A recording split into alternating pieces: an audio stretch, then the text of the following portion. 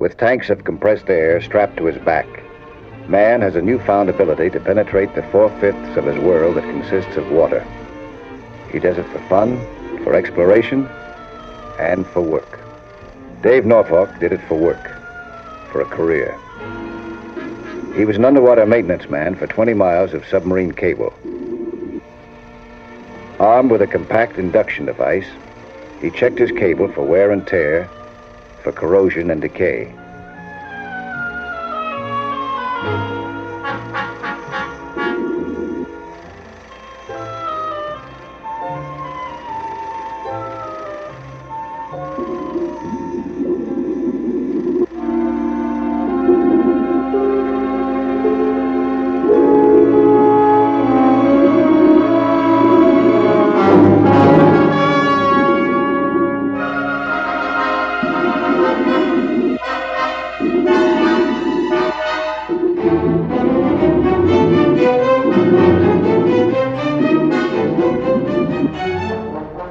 Then Dave Norfolk met his death on the job. Dave died at the hands of two other men who had learned to live underwater and to kill underwater. There were no scars, no wounds to testify to what happened. They simply turned off the valve that delivered air to Dave Norfolk and watched him drowned helpless. Then they turned the valve back on, knowing that when and if his body were found, he'd be just another scuba diver who'd met with a mysterious accident. There'd be nothing to indicate homicide. I didn't know Dave Norfolk or his killers. I didn't know that I was soon to face those killers myself.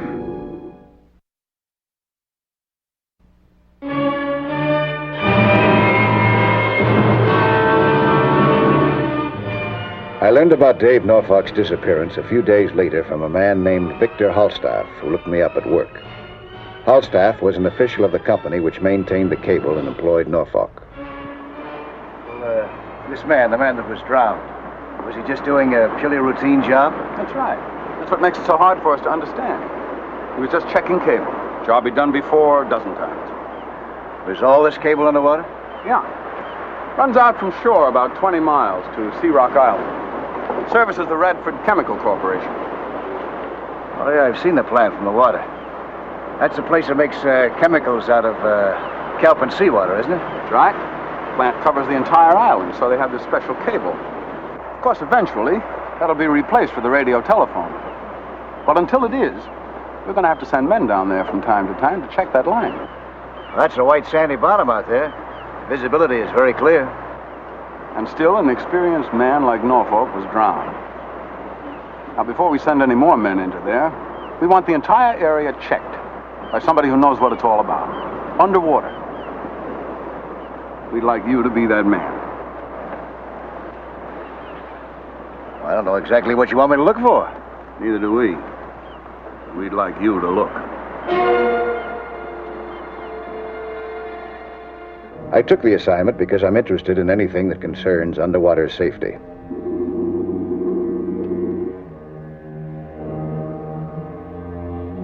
My first approach was to retrace Dave Norfolk's route the day he disappeared. I found the cable on the bottom and started to follow it, observing everything within viewing range. Something there might be the clue to his disappearance.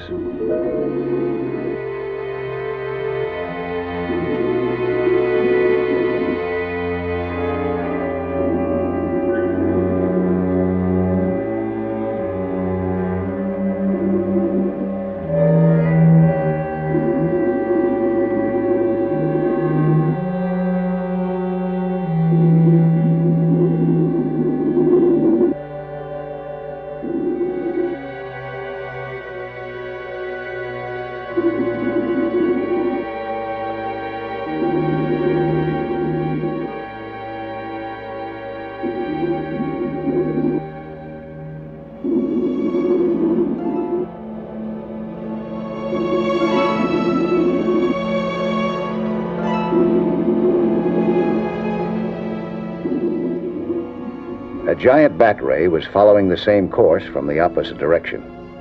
I stopped. It passed me by as I expected. I wondered if such an encounter might have frightened Dave Norfolk into panic. I couldn't know then that it was no native of the sea, but fellow human beings who had doomed him.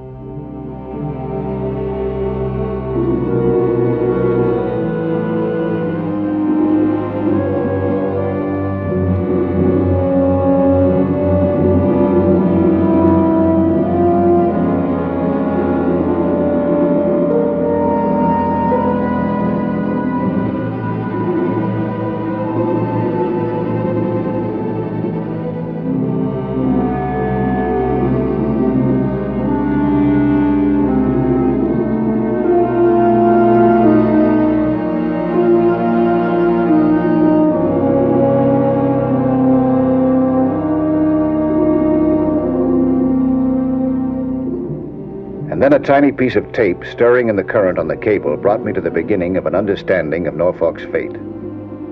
It had been wrapped around the cable recently. Sea growth had been scraped away, leaving a bare spot in the insulation, and there were marks that looked as if they'd been made by a clamp. Someone had been tapping the cable at this point. Someone who didn't want to be discovered at it by Dave Norfolk. I surfaced immediately, found Halstaff, and went with him to the Radford Chemical Plant on Sea Rock Island. The president of the company might know who'd be interested in tapping his phone line. His credentials satisfy me, Mr. Halstaff. Besides, I know of Mr. Nelson. Yes, Mr. Nelson, there is reason to tap our telephone cable, and a very important reason, too. It involves many, many millions of dollars and possibly lives. Then we may not be too far off. Is that right, Mr. Ludwig? Our company is conducting a very special research program on this island, developing a whole new group of chemicals, utilizing simple seawater. It has an enormous industrial importance and military importance. Until you walked into this room, we had every reason to believe that this was totally and completely top secret. When did you say this man died, the one who drowned? Last Friday, sometime around 1 o'clock by our closest estimate. Friday at 1. Then this is worse than I thought. How so? Each Friday at 1 o'clock, it's automatic. Our executives assemble for it. We make a special call to our home office in the East. In that call, we provide for a complete verbal report on the week's progress, including everything that we don't care to put down on paper. In the past 3 weeks, our Friday conversations have contained information that is, well, it's practically priceless. Has all of your important data been transmitted by now? No, there's more, including the breakdown analysis of our key seawater element. Well, they're undoubtedly aware of that. They'll be listening in again next Friday, you can be sure of that. We have a device that could warn us the instant a tap has been attached to the cable. Oh, that's great.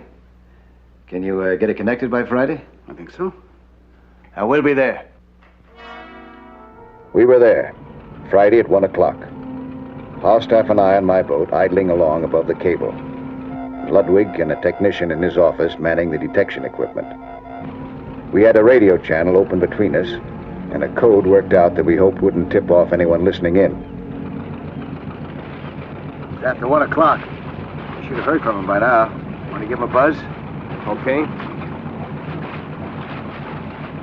Dolphin, this is Angler. Anything new? Over. What'll I tell him? Nothing. Angler to Dolphin. We're underway, but we haven't sighted anything yet. Over. Over and out. We waited.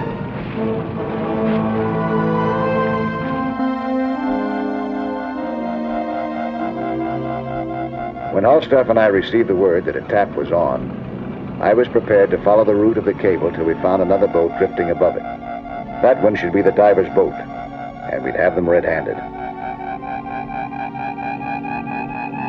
Better tell him to stand by. Angler to Dolphin. We have a possible sighting. Over. Standing by.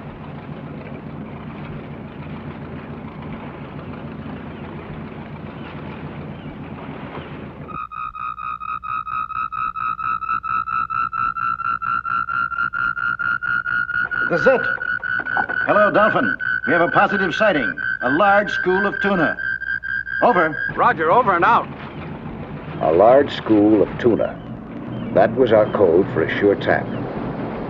We took off at full speed.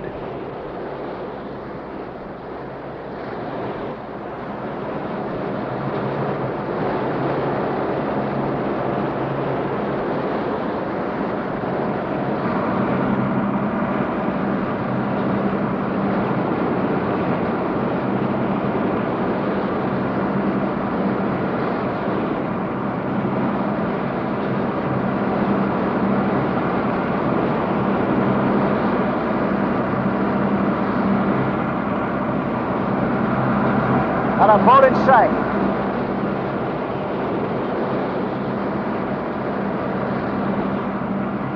Full speed wasn't fast enough, for it soon became apparent there was no other boat to find. We searched the empty horizon in vain. We had the entire sea to ourselves. Whoever was tapping that cable below us had reached it some other way.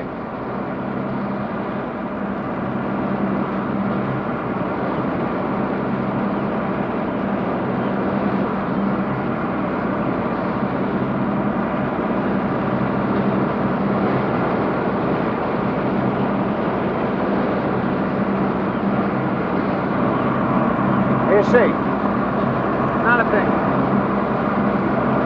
Got a boat in sight. I can't figure it out.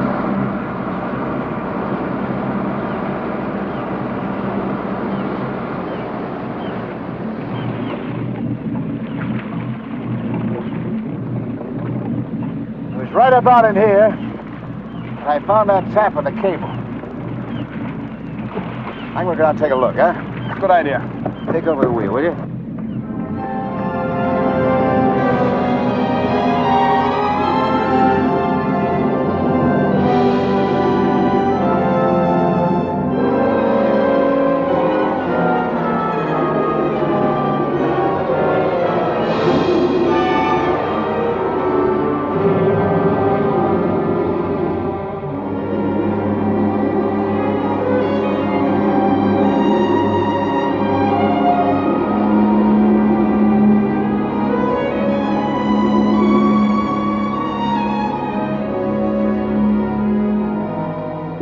This time, when I reached the spot where last the cable had been tapped, I found nobody. Nothing. The tapper or tappers were too smart to return to the same place.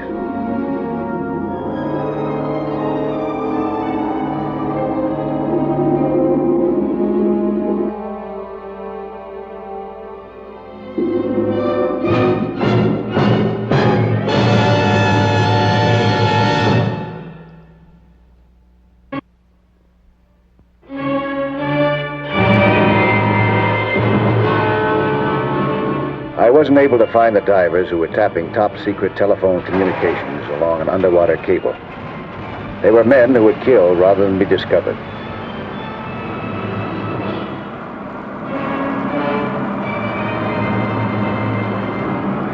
There was nothing to do but return to shore and plan our next move, even while the wiretap continued somewhere out of sight below us. To find them now on a 20-mile stretch of ocean bottom was just about hopeless. Oh, it's obvious. They're not using a boat to get to the cable. But what are they using? I don't know. But I do know that the next time we go out, Vic, you're going to have to pinpoint the exact spot along that cable where they're working. Oh, now, wait a minute. That's pretty rough. You've been able to tell me instantly when that tap has been applied. Now I gotta know where, so I can hit the water just above it. Think you can do that? Well, maybe we could. With an electronic echo device. Measure the modulations of the impulses from the point of the tap. Need some special computing. That'll use up some pretty precious minutes before we can get your boat bouncing. Well, next time, I won't be using my boat.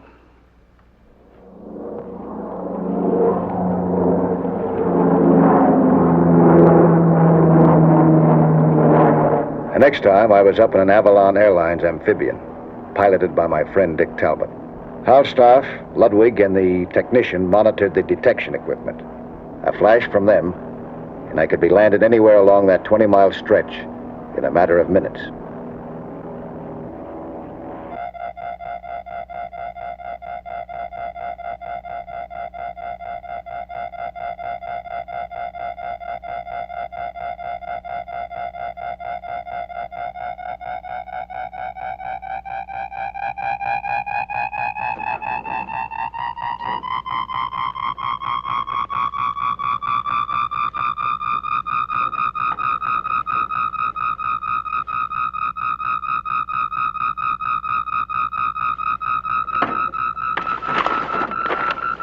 Right about there. Hello, Dolphin. Positive sighting at coordinates 117523.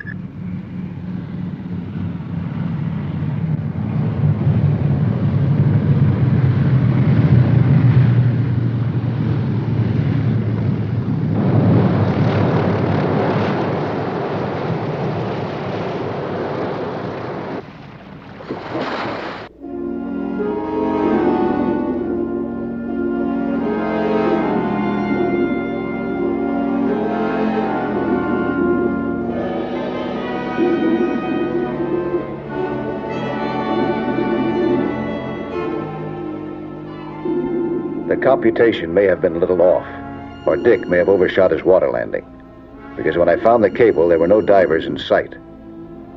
But all they needed underwater was a couple of 100 yards between us, and I wouldn't be able to see them. I started following the cable, certain that they were nearby, and hoping that I was going in the right direction.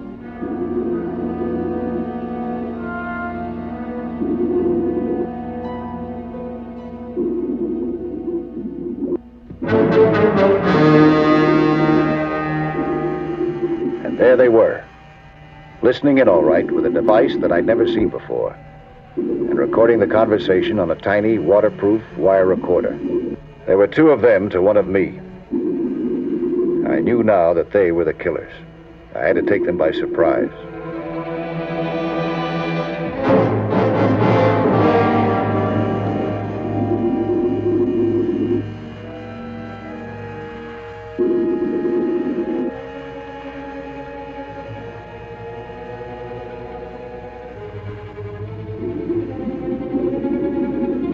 I was well hidden by the grass, but I was afraid that my bubbles would give me away. I breathed as little and as slowly as I could. Luckily, the sound of their bubbles covered the sound of mine.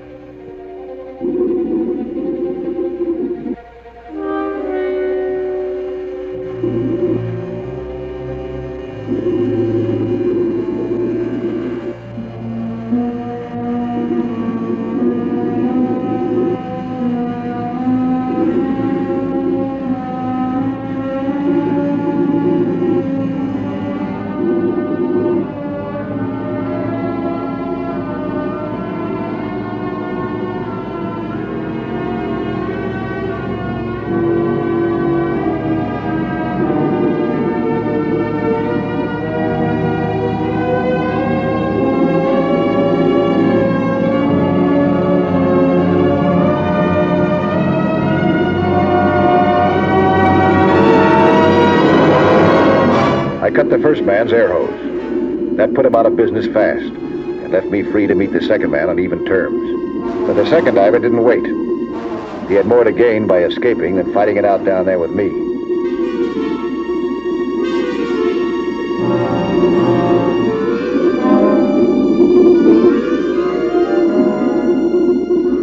By the time I spotted him, he had an almost impossible head start on me. Still, knowing that Dick on the surface would take care of the first man when he came up for air, I went after his buddy. I lost him completely for a time, but his direction was generally back toward Sea Rock Island, so I kept swimming that way and desperately hoped for a glimpse of him.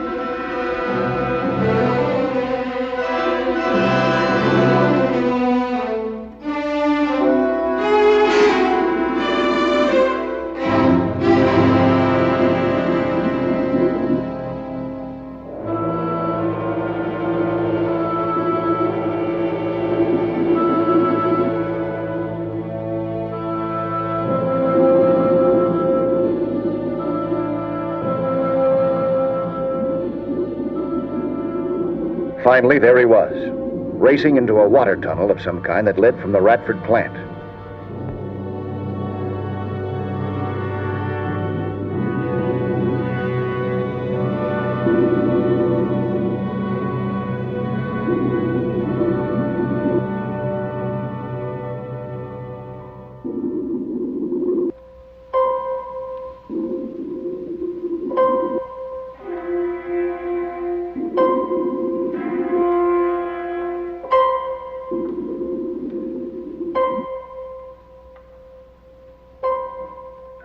Now I knew how the divers had reached the cable without being discovered.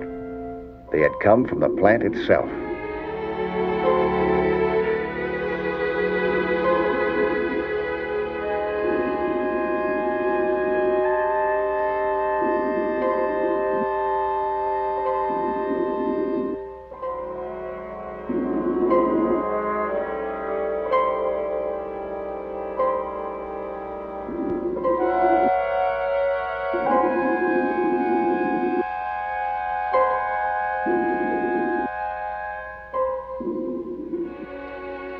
The connecting shaft led straight up. There was light coming from above. This had to be the diver's route.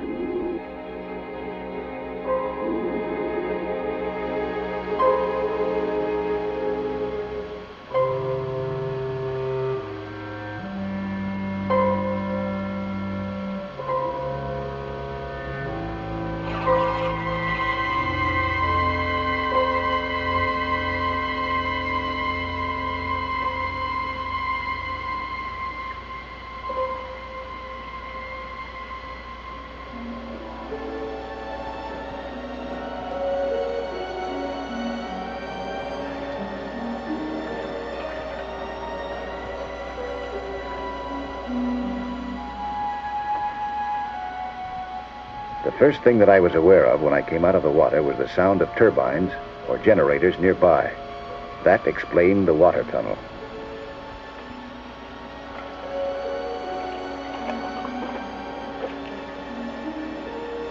I saw his tanks and diving equipment still dripping on the floor.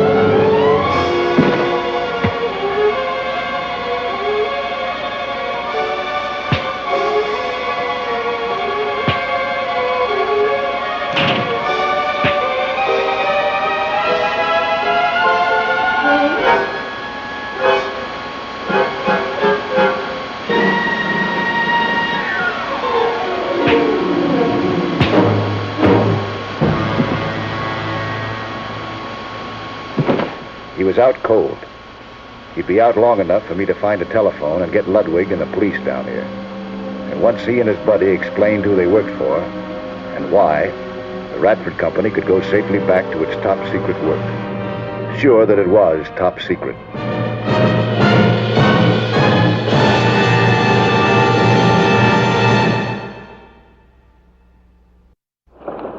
Hi, I'm Lloyd Bridges, inviting you to join us for another action-packed story of underwater adventure 1 week from today.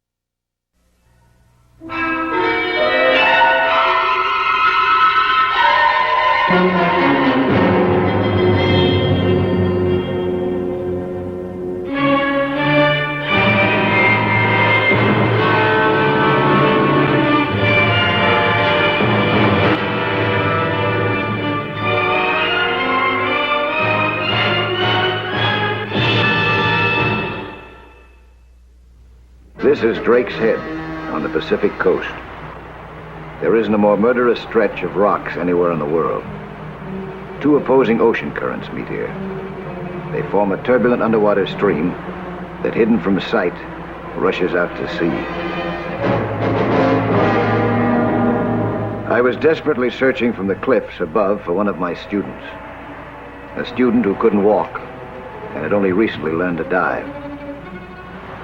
She was diving with her husband. I was sure their lives would be endangered in these waters. I didn't know that danger was what he wanted, and that there was almost no chance that Dinah would come up alive, because she was not only diving with her husband, she was diving with death.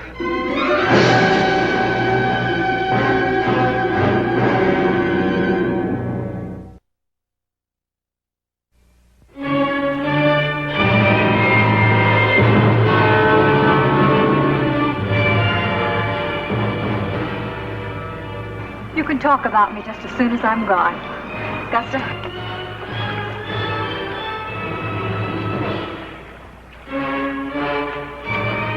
The legs are almost useless.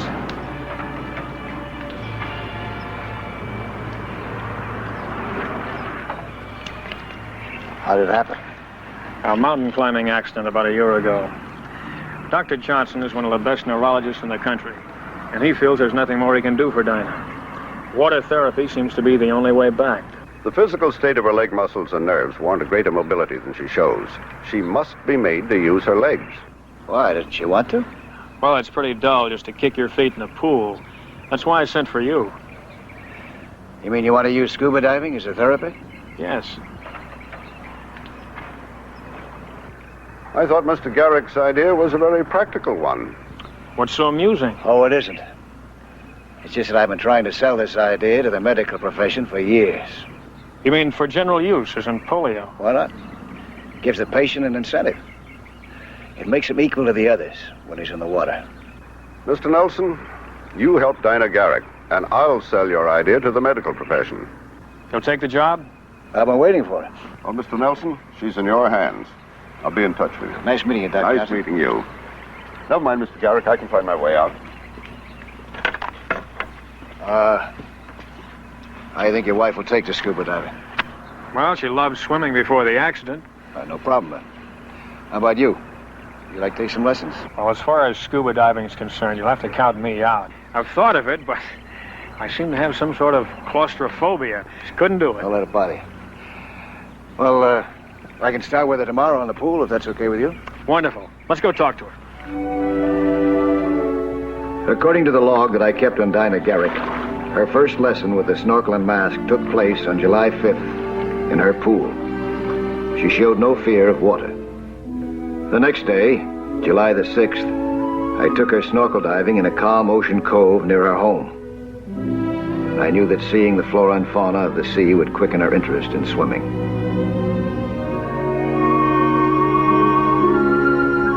A week later, July the 12th, I took her to a moderate depth. No panic, no alarm. I was sure that the excitement of diving would hold her through a long course of water therapy. In order to make Dinah use her legs for extended periods but without strain, I employed a water scooter. This permitted many variations of motion. Every muscle of her legs got its share of gentle movement. This involved her making the transition from snorkel to scuba.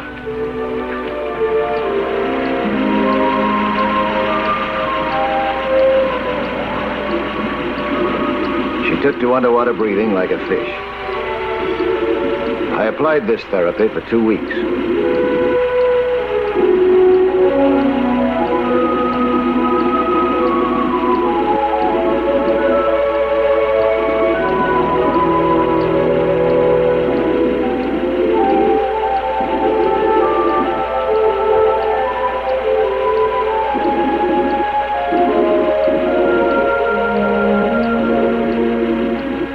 During the following 7 days, I took Dinah deeper in slow stages. 30 feet, 40 feet, and at the end of the 4th week, on August the 2nd, according to my log, to 60 feet.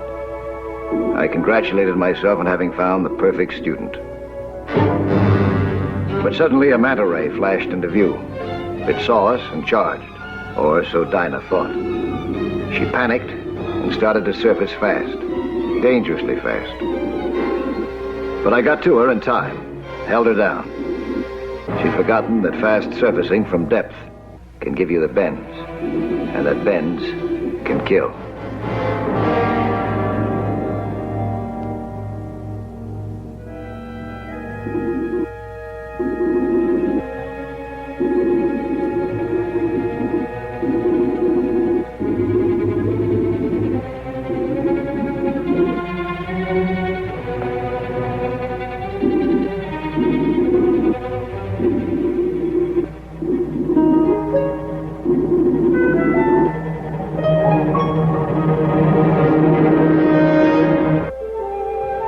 That was the only scare. The rest was all fun and frolic. It was during the next week that Dinah met her first seal. He saw us cavorting and promptly began to imitate us. The same day, Dinah had her first proof that seals can talk. We could hear the noise that these mammals make underwater.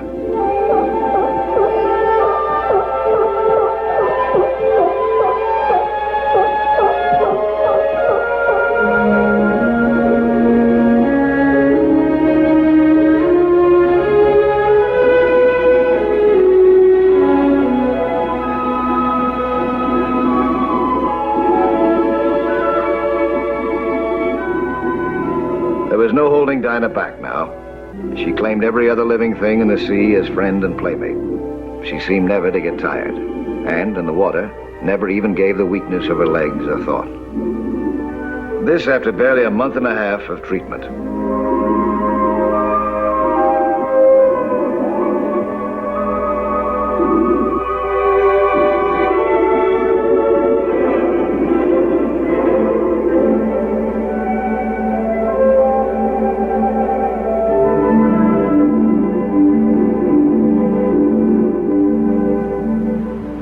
It was on August 15th that Paul Garrick, with odd thoughts going through his head, was watching us after a day's swim. Well, it's been exactly 6 weeks today since we started. Mike? What do you really think? I think it's time for Dr. Johnson to come and take a look at you. I do feel stronger.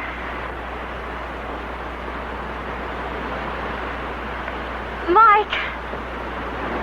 Don't do that, Dinah. No, stay there, Mike. I think I can make it. Not now, Dinah. Let Dr. Johnson tell you when. Stay there. I'll come to you. Now watch me.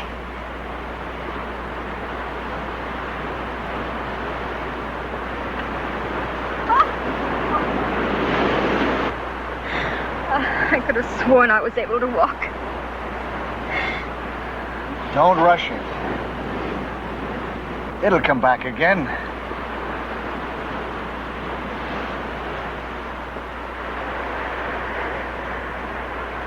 You never did tell me exactly how it happened. Mind? Climbing Mount Whitney. Paul and I had been married a year. Yeah, I understand he was a guide at one time. We were crossing the ice. I slipped. Paul reached out to grab me. He almost went over himself. I guess I was lucky. I landed on a narrow ledge. You know, Mike, it's only since we started that I'm really glad I lived. And you'll walk. Your legs are getting stronger every day.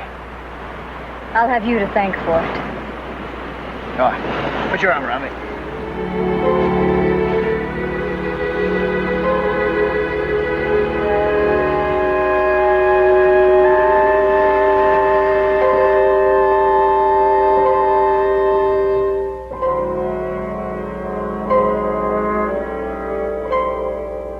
That That same day, something happened in the waters at Drake's Head. A man was caught in the underwater current. He was no ordinary swimmer.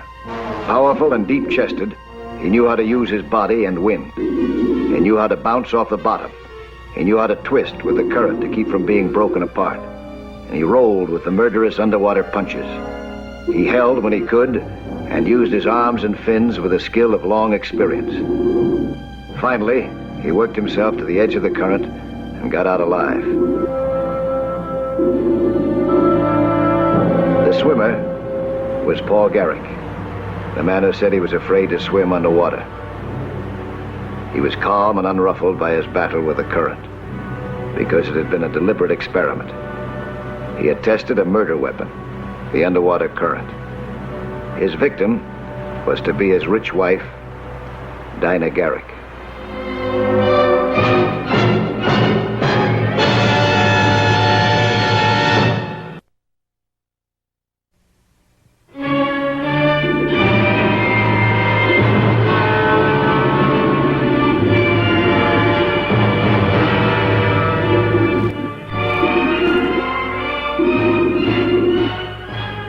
By the end of my second month with Dinah, I didn't think of swimming as therapy for her, except when I made progress entries in my log. Every day held something new for her. We discovered an old sunken hulk.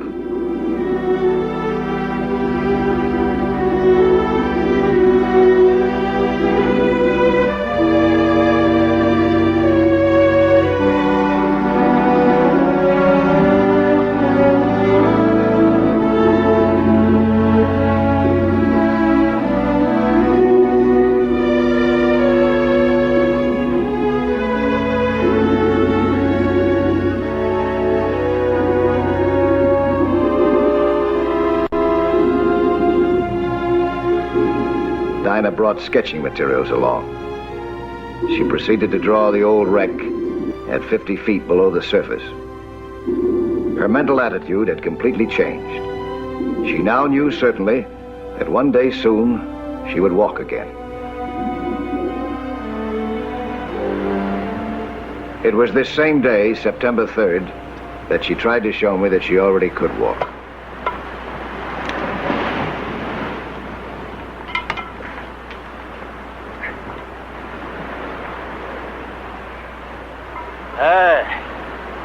You think you're ready for that? Paul drove me in to see Dr. Johnson yesterday. What'd he say? He said to try it. As soon as I thought that I could. With help.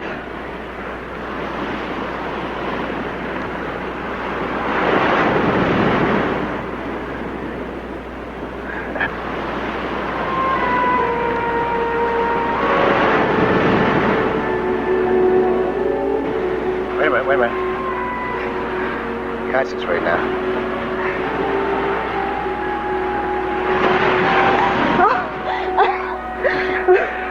Congratulations, that was wonderful. I've got you to thank for it, Mike. Dr. Johnson said not to stop swimming. That's right. Want to try practice here, huh? Come on.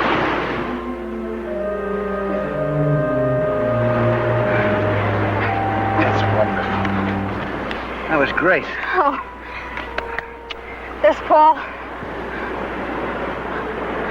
Hi, Paul. Boy, you should have seen your wife just now. I saw her. I saw you both. What do you mean? I mean, I know what's been going on. What's on your mind? I saw that touching tableau. You were too interested to notice anything. Paul, what are you talking about? You're way off course, Garrick. Am I? This isn't the first time I've seen you getting chummy with my wife. You can't seem to stay away from her. Paul, you're imagining. There's been nothing. Sure, there's nothing in your mind. Send me your bill. You're through.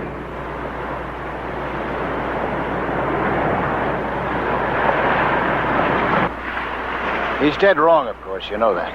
Yes, I know, Mike. I want you to stay. I say he doesn't. Sorry, Dinah.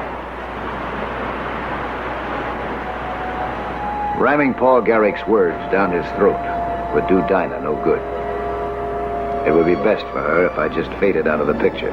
She could get another instructor.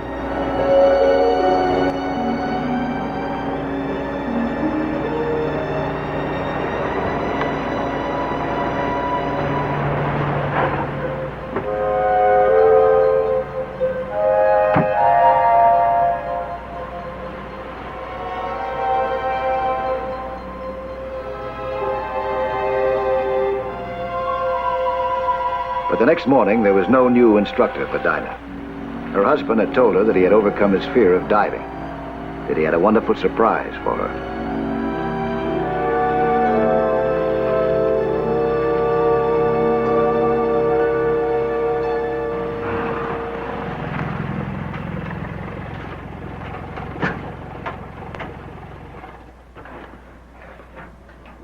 Hi, Mike. Hi, Clark. How you been, boy? Fine. Returning your thanks. How's Mrs. Garrick doing? You want me to pump these? No, going back home. Something came up. Oh, that's what Mr. Garrick meant this morning. He was here? Yeah, first thing this morning, about 7 o'clock. Bought a mess of scuba equipment. It works. For whom? For himself. Joked about the student going to be the teacher, and he's going to be the student. You mean she's going to teach him? I guess so. He was trying on the face mask. Be back for my deposit here. Oh, wait a minute. It only takes a second. I'll see you later, huh? Okay.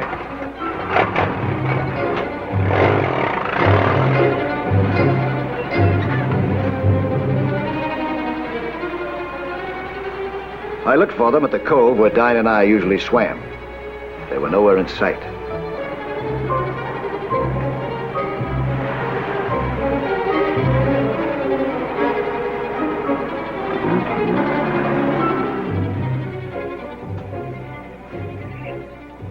Gustav. Mr. Nelson, you back? Mr. and Mrs. Garrick. Where are they, you know? They went diving. I don't know where, but they took Mr. Garrick's car.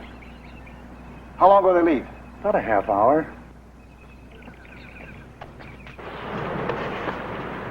You see, sweetheart, my jealousy of Mike Nelson didn't start just yesterday. It started the first day he came. So without telling you, I learned how to dive myself. You said you didn't like it, that you were afraid of it. Well, I guess my jealousy was stronger. I'm glad you were jealous. Now we can swim together for hours every day. We'll be together again. Well, Mrs. Garrick, shall we swim?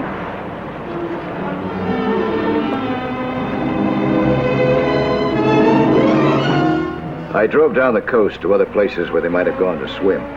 The idea of Dinah teaching Paul was insane. Being able to swim didn't make her a competent teacher.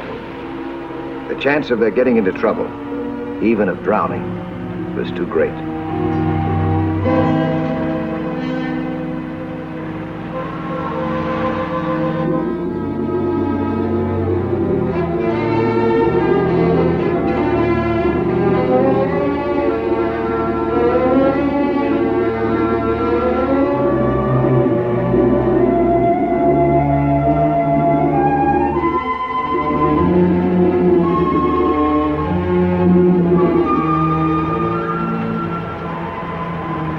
When I found Garrick's car, I knew that they were somewhere nearby. But why here? Why had they gone diving in these dangerous waters?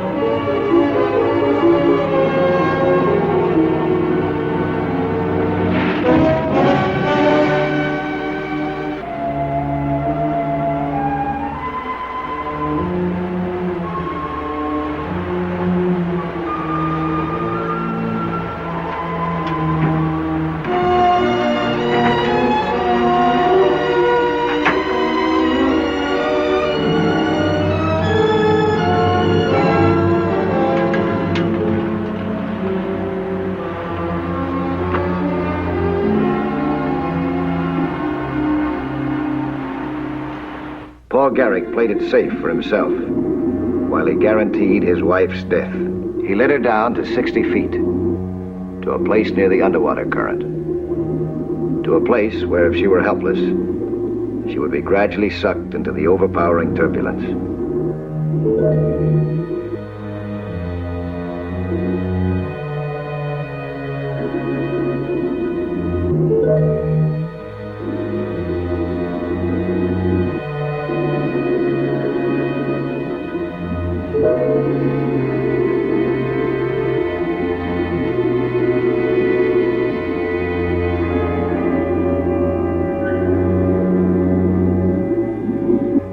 Dinah, unsuspecting, became interested in the new kind of shells on this new part of the ocean floor.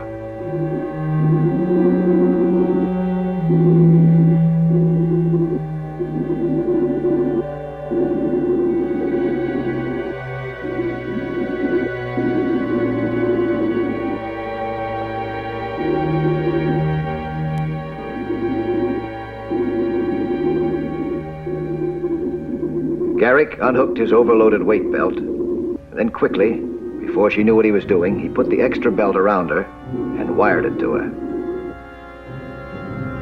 I swam down, looking around.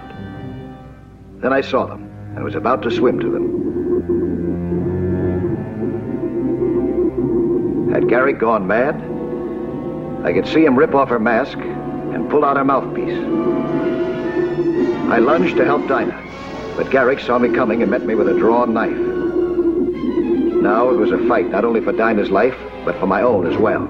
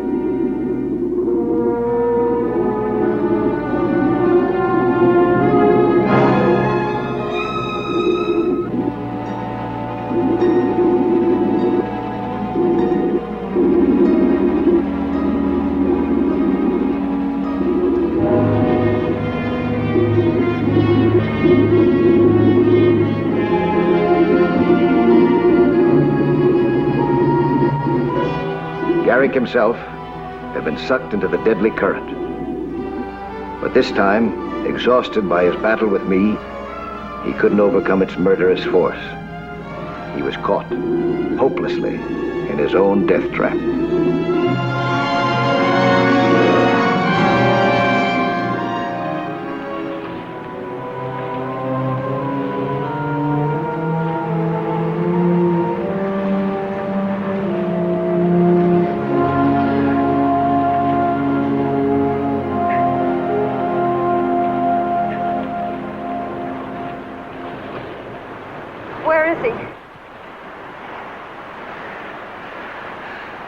I couldn't get to him in time. Current swept him out to sea.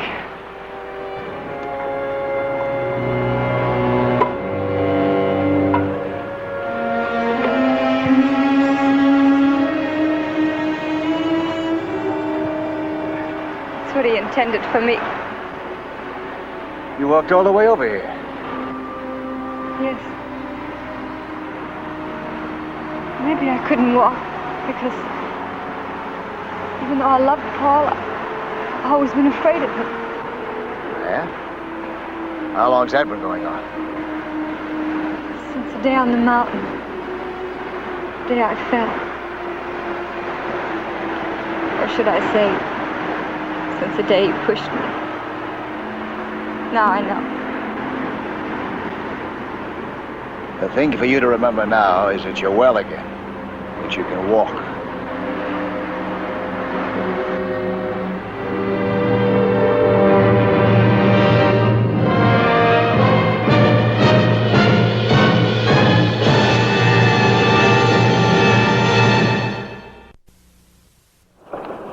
Hi, I'm Lloyd Bridges, inviting you to join us for another action-packed story of underwater adventure 1 week from today.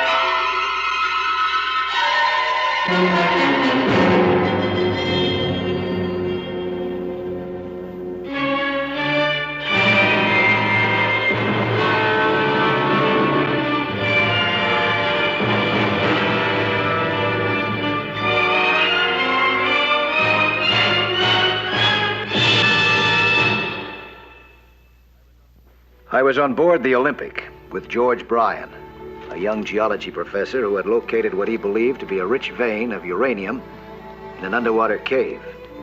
He had been working on the project for many months and now needed professional help.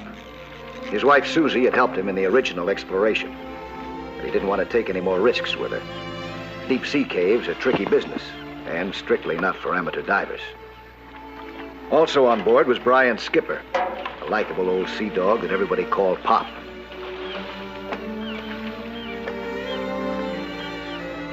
Good luck, boys. I'll have a nice hot meal ready for you when you come up. Good luck to you, Pop.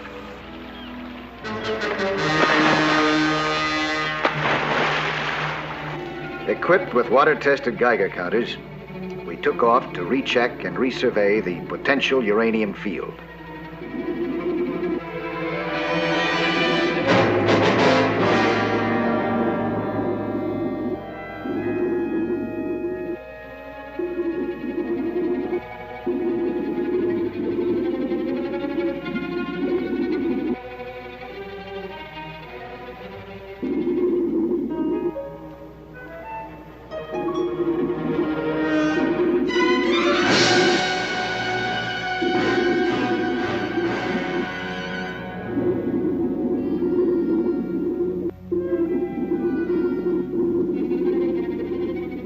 As we approached the area of the cave, we activated our Geiger counters.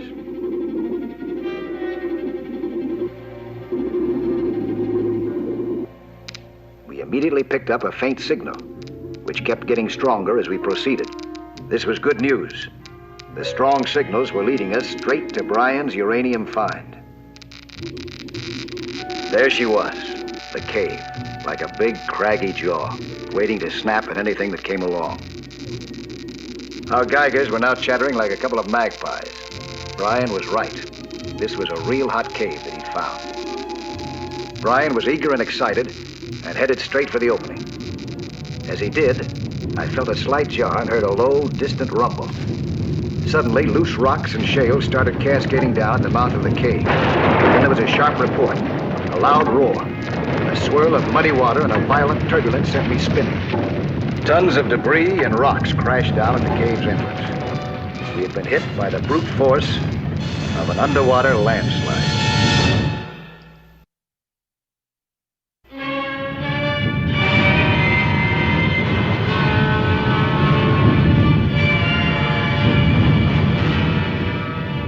The force of the underwater landslide gradually slacked off, and I looked for Bryan.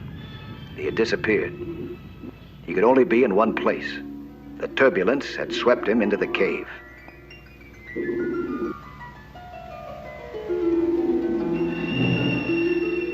The cave was completely blocked and sealed by a huge rock.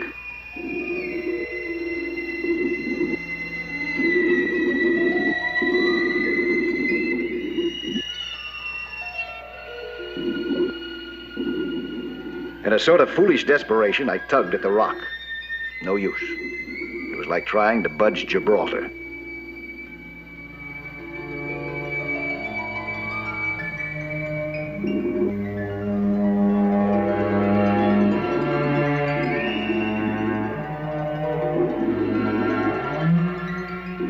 I saw Bryan in an eerie sort of half-light, lying there helpless, trapped. I flashed my light at him, hoping to get some sort of recognition.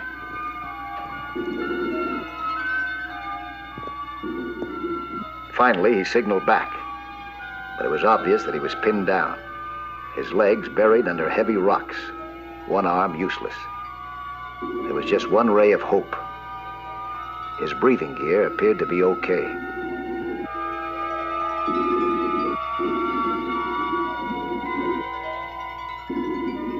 I was doing him no good down there, so I headed for the surface.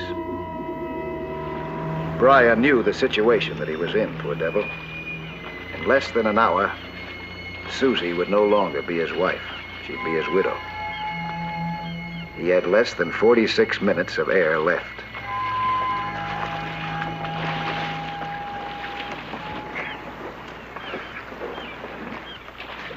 You got any big hooks aboard? Nothing like that, Mike. Only the heavy anchors. I've been frying up the calicos. What about a ship-to-shore radio? Well, sure, we have everything. Electricity, fancy plumbing. They like the old days, Mike. Where is that radio? Up forward in the wheelhouse.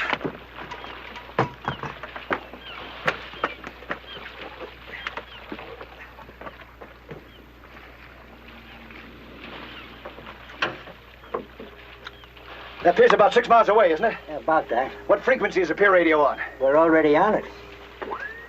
Olympic 542, calling the pier. Come on pier. Olympic 542, calling the pier. Come on in, pier. What's happened? Where's Brian? He's in trouble. Underwater landslide. Olympic 542, calling the pier. Come on in, pier. Come on in, pier. Is he hurt? I wish it were only that. He's trapped. 542, this is the pier. Come in, Olympic 542. This is Nelson. Mike Nelson. I'm on board the Olympic. Brian's boat. B for boy, R-Y-A-N. Brian. Now listen to me. I didn't have time to do much explaining. I talked fast and convinced the pier manager that all-out speed was vital. I told him to beg, borrow, or steal a couple of big hooks, and to get them to me right now. I briefed him quickly about Brian and hoped that I'd made him realize how desperate the situation was. This is very important. You get him over here as fast as you can.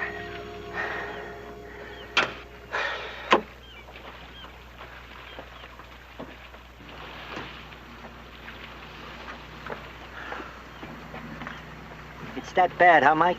It's real bad, Pop. Can I help? Yeah, sure. Plenty. As soon as that boat gets here, oh, we better clear the decks so we'll be ready to move fast, huh? We'll make it, son. We better.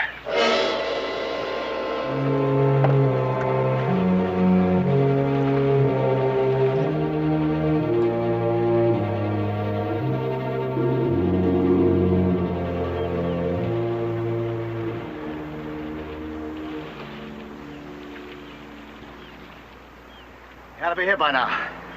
He'll be here any minute, son. You know what to do now, as soon as it comes alongside. Right.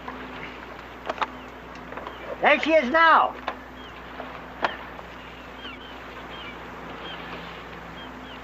Yeah, that's them, all right. All right, now listen, Pop. When I find that cave, I'll send up one of these flares. In a split second you see it, come on over and drop those hooks, huh? Right. But give me plenty of slack now, remember? Plenty of slack. Okay. When I send up the other flare, I want a strong, steady pull. Strong, steady. Don't yank it too hard, huh? Slow pull. Right. You got it? Yeah, I got it. The man at the pier had done a fine job. Only 14 minutes had elapsed since I had radioed him. When I saw the girl, I knew immediately that it was Brian's wife. She knew that her husband was in grave trouble. She was already in her diving gear. You got another one like that? Yeah, Mike. You go with Pop, huh? Okay. You Mrs. Bryan? Yeah. Yeah, that's her. I'm Mike Nelson. He's in that cave, isn't he? Yeah. It was an underwater landslide. How much air has he got left? I want the truth. About 30 minutes. Does he have a chance? If we hurry. How you doing with those hooks, Pop? Coming along. I'm going with you. No. Gotta do this alone. Take less Mr. time. Nelson, I'm going with you. All right. Here.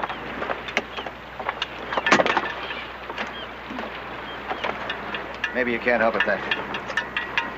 Get your light, huh? Let's go.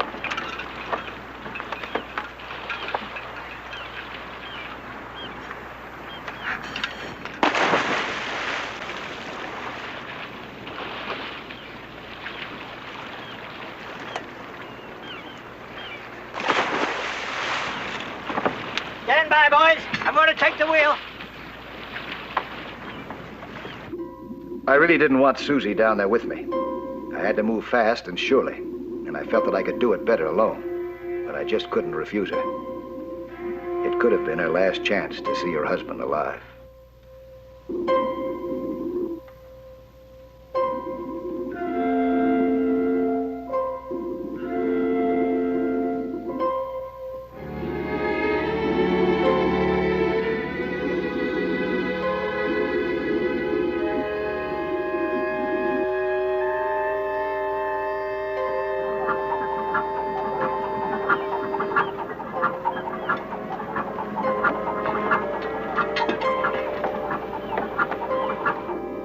At the cave, the slide had quieted down completely.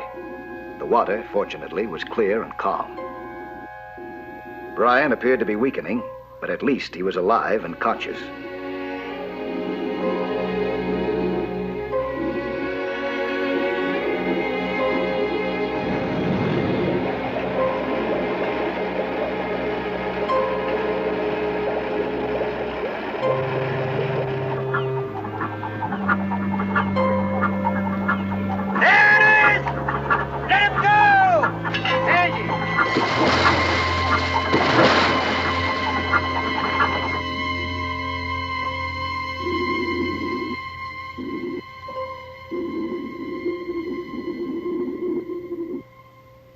It was impossible to get a firm bite on the rock. Where it didn't crumble, it was slippery, and there wasn't time enough to drill into it.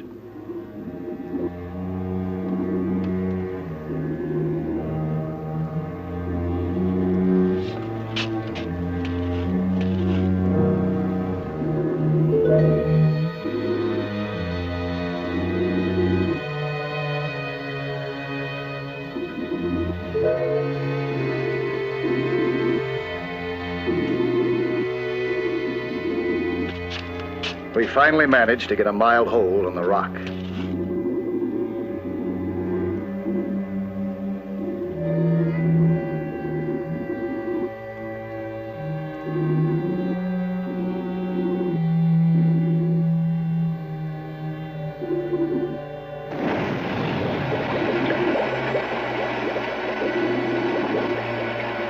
I sent up the flare. I guess Susie sent up a prayer.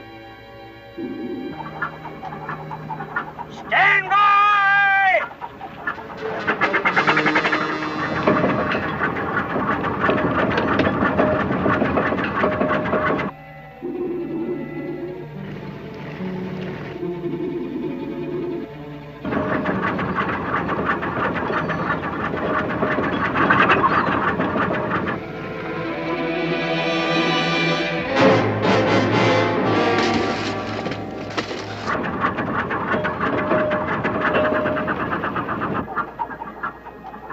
When the hooks broke loose, I knew that it nearly broke Susie's heart. It was rough. There were the two of them, no more than 20 feet apart. It might as well have been 20 miles. I understood her feelings as she tried to force her way through the impossibly small opening to get to her husband. I just had to be rough with her. Before I could calm her down, she had fouled up her air intake. We had to share mine.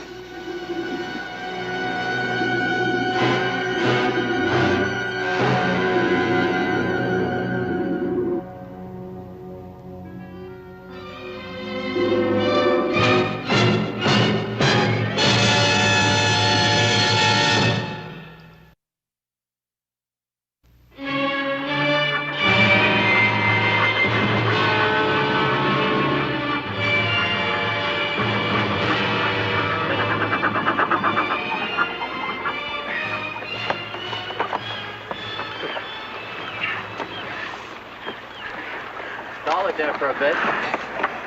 What happened? The tank got caught down there. Wrecked her air hose. She'll be all right. What about Brian? Oh, those hooks will never grab that rock. That gear mine, where'd you stow it?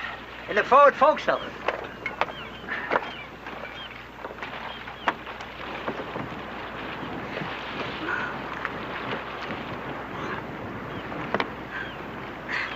Oh, what are we gonna do? We gotta get him out of there. We just gotta.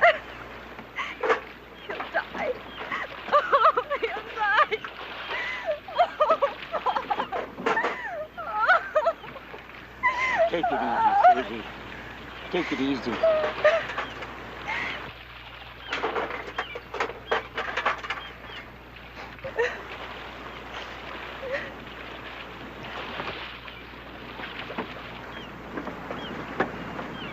Dynamite? Yeah. I brought it along in case I do some blasting in the cave. You want to try to tear the rock loose? That's right. Kind of risky, ain't it? I gotta set the charges in just the right place so the rock will absorb most of the concussion. It's an awful responsibility, ain't it, son? You got any other suggestion? We can't just sit here while that man's life ticks away down there, can we? No other way? I can't think of any other way. Brian's pinned. He can't help me put that line around the rock. We had a problem like this in the Seabees once. We figured it out with some small animals. What are you talking about? Yeah, with gophers. Gophers? What do you mean? Well, we had to put some heavy cable through long lengths of small pipe. Yeah? Yeah. We just tied light lines onto the gophers and sent them through.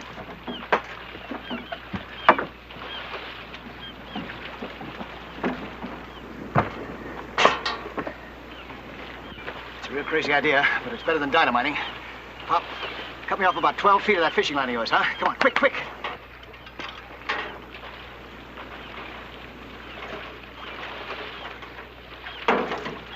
Hurry up, Pop. Yeah, hold on. Give me the line. Hold him tight now. I got him. Easy, son, easy. That's got it.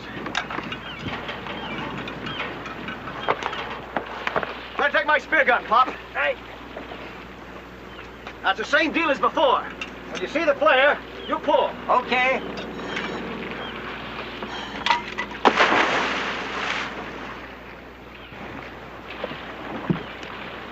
What's he doing now, Pop? Is there still a chance? As long as you keep trying, there's always a chance, Susie. And he's trying. He's always trying. If Pop could use a small animal to carry a light line through a small pipe, maybe I could do the same thing with a little fish. If only I could use the fish as a messenger to bring a small line around that rock. Then I'd have a way to haul a heavy line through. And I'd have a fighting chance to move the rock. I signaled to Brian, hoping that he was still alive. He still was. We still had a chance. A bleak one, but a chance.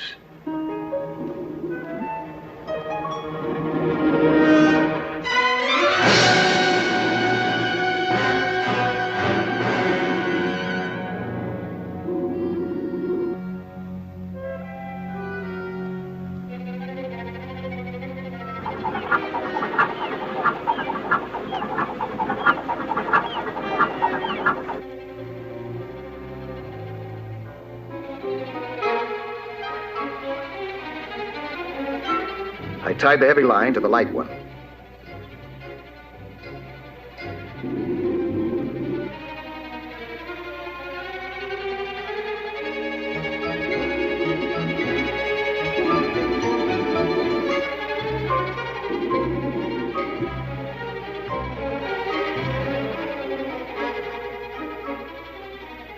From past experience, I knew that some fish are attracted by light. And I wanted to attract this one my way real bad. I had to get that line. He came nearer. I reached out to grab him, but he was too fast for me. There was only one way left. I had to spear him.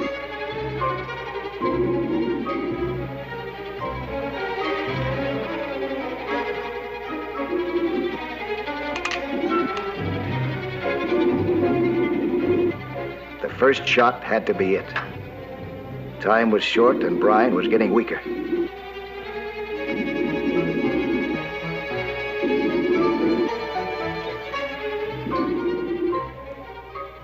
I took dead aim.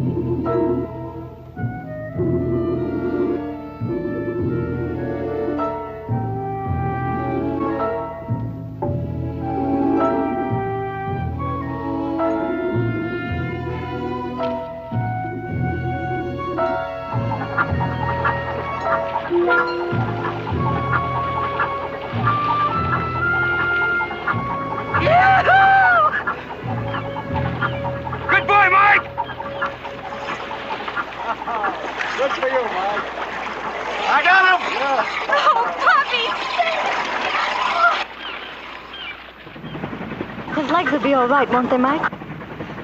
Oh, sure. That one leg of his might give him a little trouble, but he can take it. Pretty durable character, that husband of yours. As soon as I'm up and about, I'm going to call you again, Mike. That uranium is still there. Hey, see what I mean? I don't think I'll ever eat another fish as long as I live. Maybe the one that saved my life. The fish that saved your life is Mike Nelson. You're passing out awards, Susie. Pop here's the one that should get it. Now, prior to the Navy.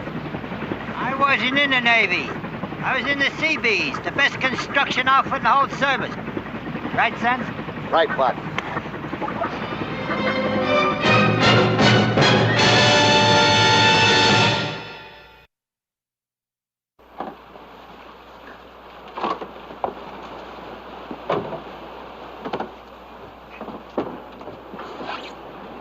I'll be back next week at the same time with another sea hunt story.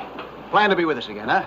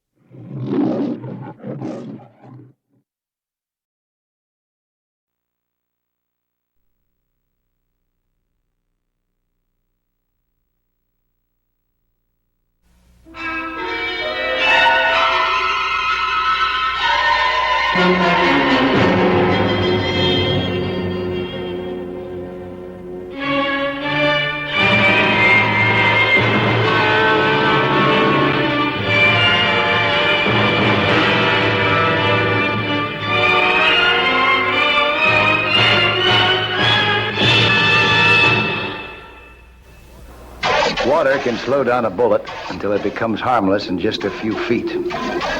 Knowing this has saved my life several times. Lester Crest, who was shooting, was not trying to kill me. We were conducting an unusual experiment. This was the first time that I'd ever been called on to make a scientific study of the way water reduces a bullet's force. I was recording the depth penetration of shots from various types of pistols, rifles, and automatic weapons. Most of them of foreign origin.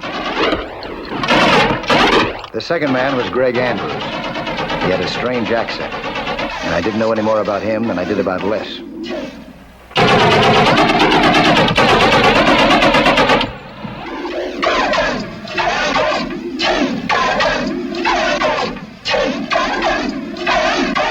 They had been introduced to me by a man I trusted completely. He had requested that I ask no questions. All he would tell me was that any training or knowledge that I gave these two men would be used for a very good purpose. My curiosity got the better of me. I was dying to know who these two men were and what they were up to. Before long, much sooner than I ever expected, I was to discover how little difference there was between dying to find out and almost dying when you did find out.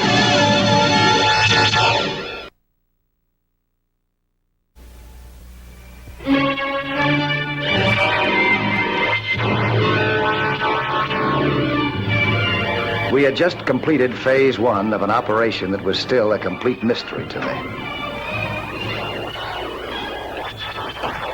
Oh, here you are, gentlemen. Your penetration tables, all typed up. Good. Is this the only copy? Yeah, that's the only copy.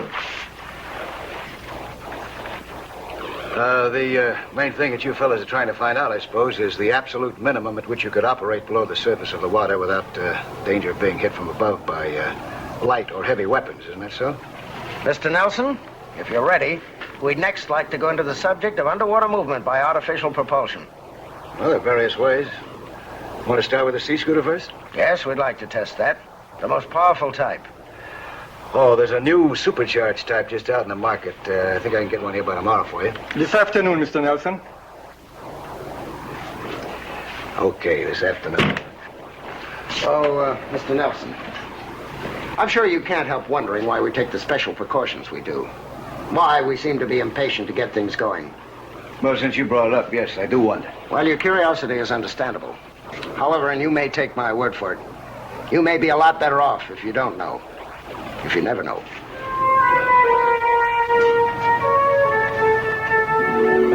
They picked up the knack of handling a sea scooter very quickly. And soon the three of us were doing complicated maneuvers.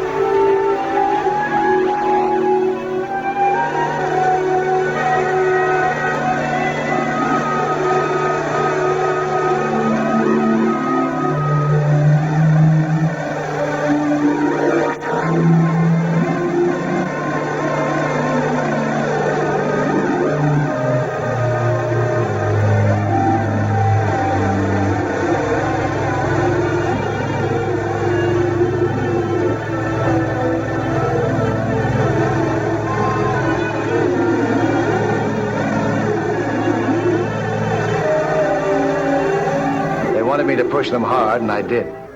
Occasionally, we pushed too hard and had to surface in a hurry. I was prepared for that.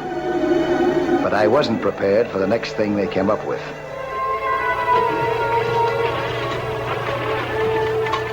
Mike Nelson, Millie Culbertson. How do you do? Miss Culbertson? Miss Culbertson will be with us. Now, Mr. Nelson, we have a very special reason for wanting Miss Culbertson to join us at once, underwater. Okay, I'll, get your tank. Miss Culbertson, you got a pair of fins and a mask in the car? No. Oh, you do know how to dive, don't you? I mean, you know how to use one of these units. No, I don't. Well, she'll have to be checked out in the pool before I take her out in the ocean. We have no time. That's part of the idea. She has to be underwater with whatever instruction you can give her in 5 minutes. What do you mean? 5 minutes, no more. What do you mean she has to be? She has to be. Do you realize how dangerous this could be? Yes. And we know what we're doing. Oh, no, you don't, or you wouldn't suggest such a thing. We have no alternative. I'm to give this girl 5 minutes instructions, then you're going to push her into the ocean? We're operating under a set of circumstances that will prevail. Now, Mr. Nelson, your friend said we could rely on you. This is a matter of life and death. Yes, this girl's life. I'm willing, Mr. Nelson. It's that important to you? Yes. It's that important to all of us. Well, I've been in a lot of strange deals, but this is Well, let's stop some more.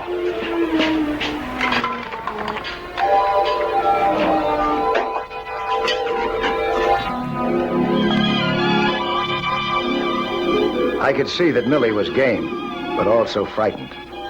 She had hit the water with just 5 minutes of instruction, as Les had ordered. I watched her anxiously.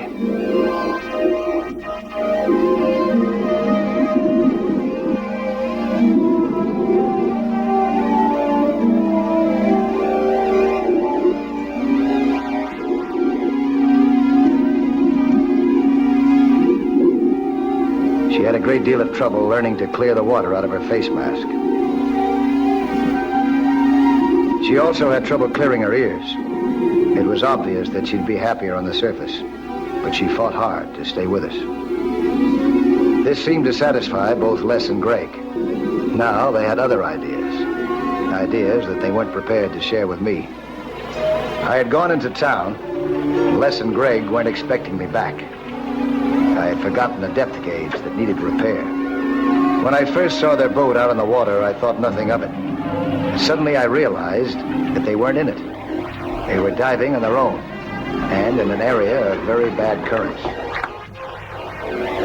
That could spell nothing but trouble. I had to get out there and into the water quickly.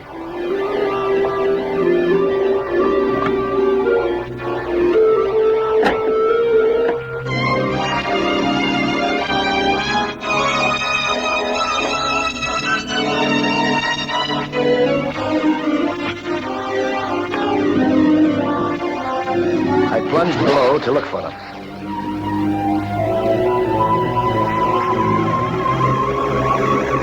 was Les and Greg, on their own, tackling those currents with their sea scooters.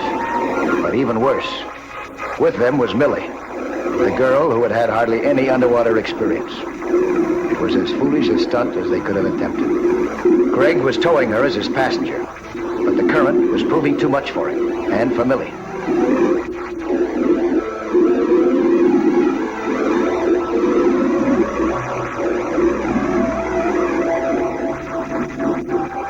She lost her hold entirely. Les and Greg didn't even realize it. Millie was at the mercy of the current.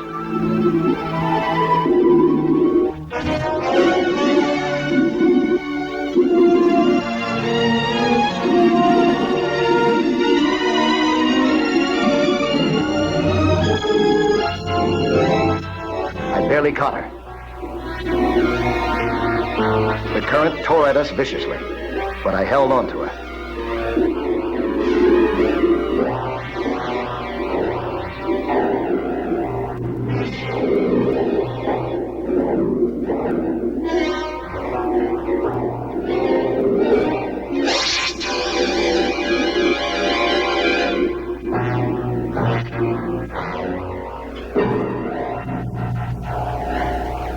Here.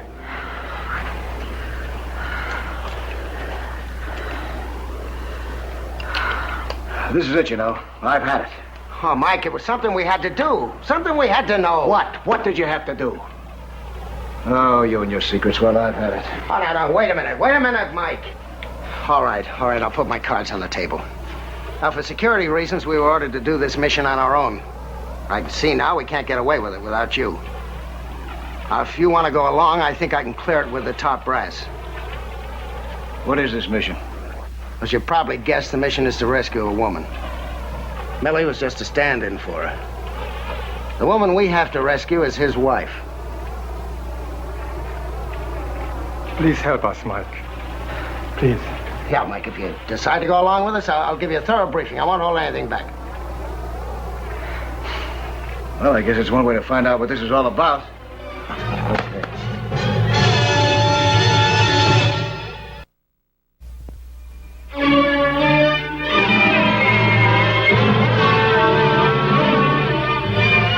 I had been training an underwater unit, 2 men, for a mysterious rescue mission of some kind, which had been kept a secret even from me. Now they were prepared to reveal it, because they wanted me to join in the mission. Bogdanovich, gee, I've heard of that name before. Sure you have. Greatest voice in Eastern Europe for freedom. That's right. Well, now our voice is being stifled in the concentration camp. We've got good reason to believe that she'll be shot pretty soon. All right, now. The prison camp is located on the shore of a deep inlet that leads back from a bay on the coast of a very small little country here. The country's so small, it's practically been forgotten by everybody. But it's still in the iron grip of the men who seized it many years ago. Now, our entrance from the sea will be through here, where the gap narrows and the currents are the strongest. Within the inlet, the camp is on one shore, the hospital's on the opposite shore. When anyone gets sick, they transport them from the camp across to the hospital in a launch. Our job is to get into this inlet undetected, which means underwater. Intercept the launch on the day that Magda gets the message telling her to be in it, and make a break for the sea, taking Magda with us. Well, that sounds like a tough one. Yeah. What makes it tougher is the gap area we have to pass through into the sea is under constant patrol. Oh, that's not too much of a problem, I don't think, if we stay deep enough. But stopping that boat, how do you propose to do that? Haul up the rudder and propellers with the net we bring in with us? Oh, what do you think of it, Mike? Well, you fellas have done a great job of planning this thing, but I don't think that's the way to stop that boat. It's the best we could come up with. Look, what do you think of this idea? You say they cross from here over to the hospital. Right. We'll be coming in from this direction here, In less than a week, the operation was on. Our approach was in an amphibian, just skimming the wave tops, duck under coastal radar.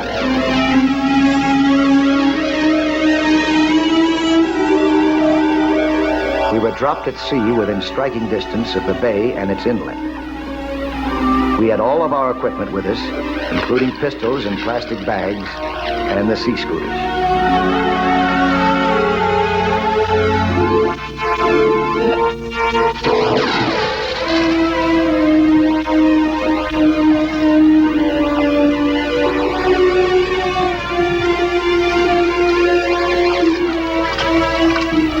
We also had a new piece of equipment, a dummy dressed in the uniform of a captain of the guards.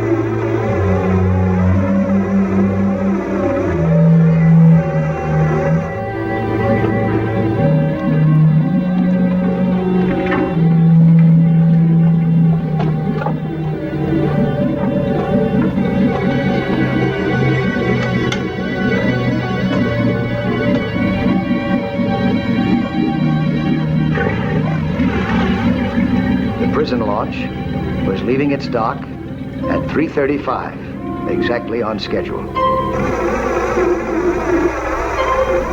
By 3:41, we were in the inlet itself, directly below the course that would be taken by the launch. We were preparing to put our plans into action, watching the time like human clocks.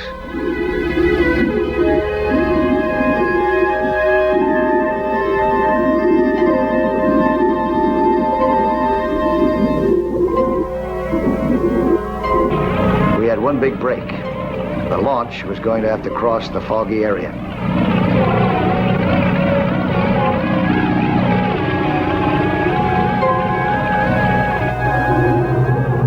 We could make out the launch coming in our direction. I could only hope that my scheme for stopping it would work. We let the dummy float to the surface.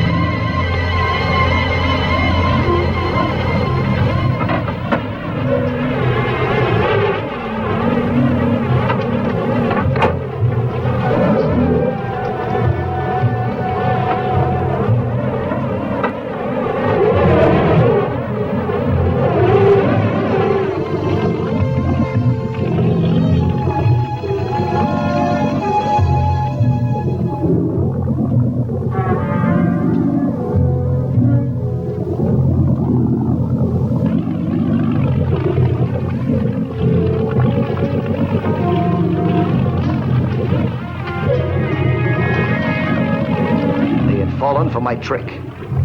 Now we had to make the most of it. Les was manipulating the dummy, keeping it just out of reach of the guards.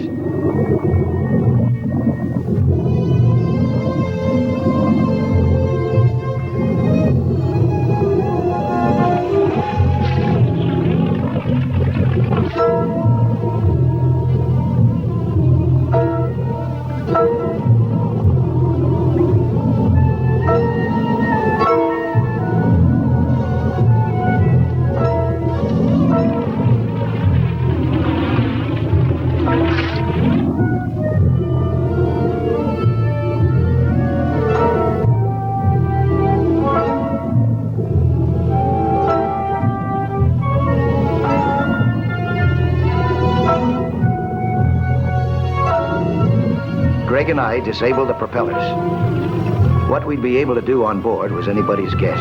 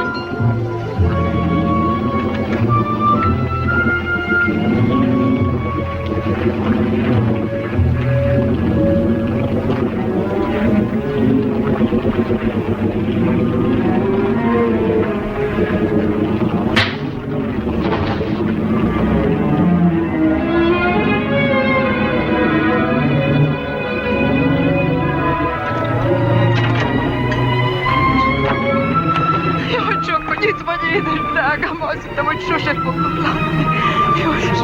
Save that for later. Come on, Greg, come on.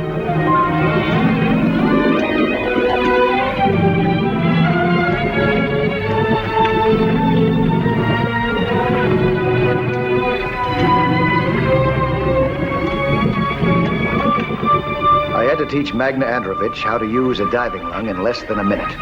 Even under ideal conditions, this wouldn't be easy. We still hadn't been noticed by the two guards at the bow. We had to be quiet. Magna's English wasn't very good, but she knew that her life depended on using the lung.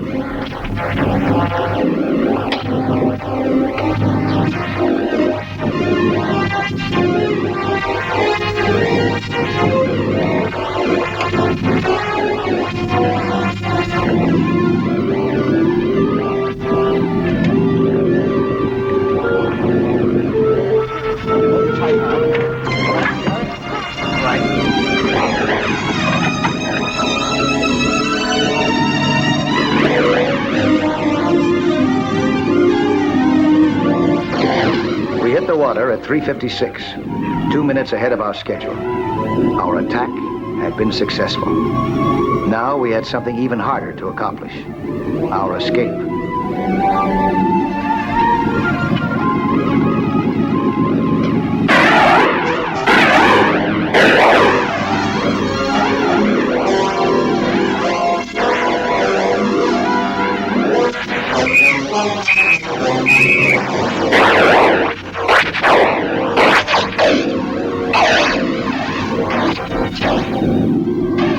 Something was wrong with one of our scooters. It looked as if one of the blades had been bent.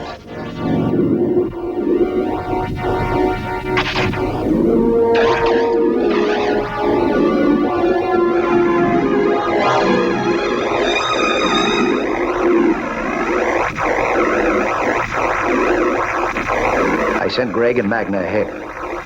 Les and I remained to work the scooter. I was wondering if we should abandon it. The guards in the launch were zeroing in on us.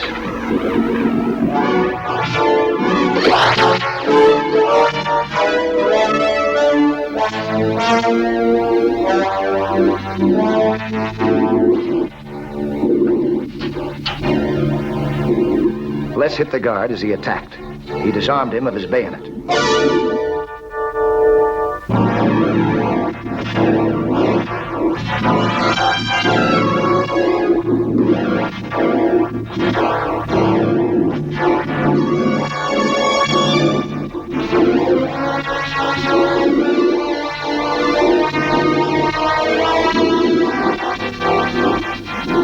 The bayonet was exactly the pry bar that I needed to straighten the propellers.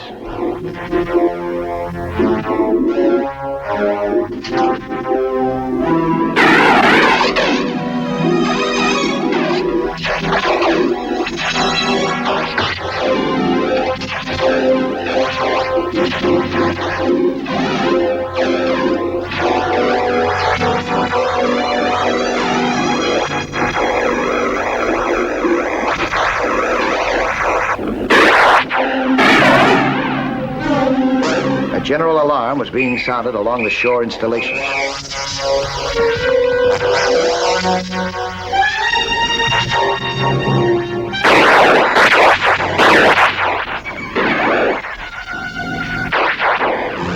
Greg and Magna were already being fired on from the shore.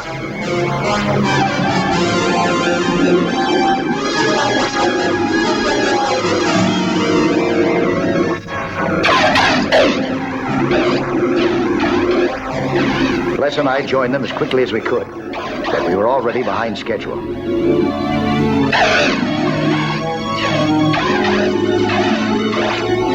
I signaled to them to continue staying as close to the bottom as possible. Our studies of bullet penetration were paying off now as we had planned.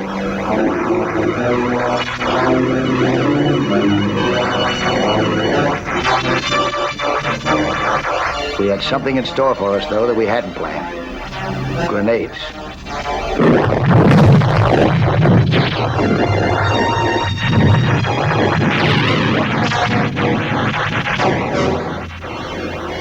There was nothing to do but keep on. hoping that we could stand the concussion.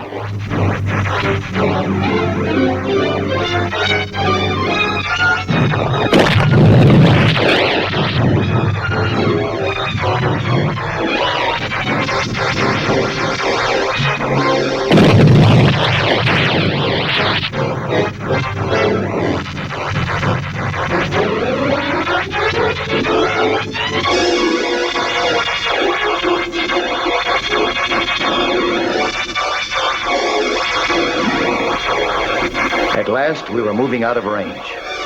It was 4:30 when we reached the open sea and began to move to the surface. Our amphibian was to wait for us only until 4:35. Then, for the protection of its crew, it was to make its own escape, whether we were there or not. The amphibian was still waiting. 3 minutes after its planned departure time, we were flying out to safety and to freedom.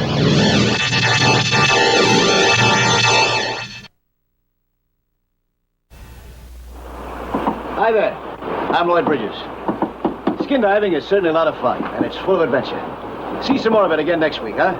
When there'll be another excursion into that fabulous underwater world of Sea Hunt.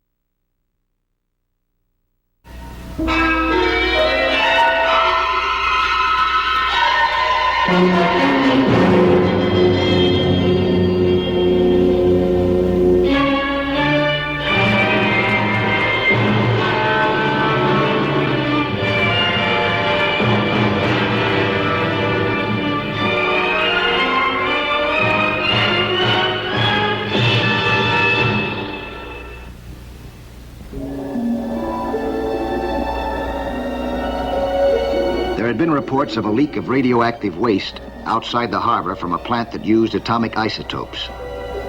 As a member of the Coast Guard Auxiliary, I had volunteered to check the area using a new type of underwater radiation detector. So far, there was no evidence of any contamination. My radiation detector had a dial which measured the amount of radioactivity and an audio device which translated it into clicks. This was to be my final dive on the assignment. The entire channel seemed well within the safe limits. I was heading for the surface when it happened. I hadn't noticed a sound mounting in the distance. I was in the direct path of a large freighter, which was approaching overhead. I started to dive to a safe depth.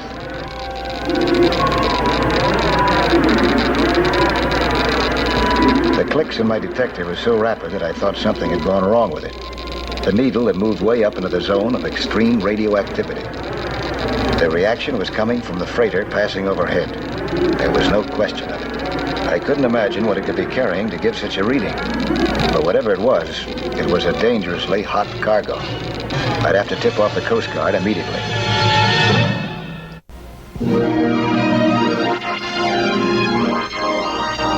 The next morning, I was called in by Commander Greer of the Coast Guard.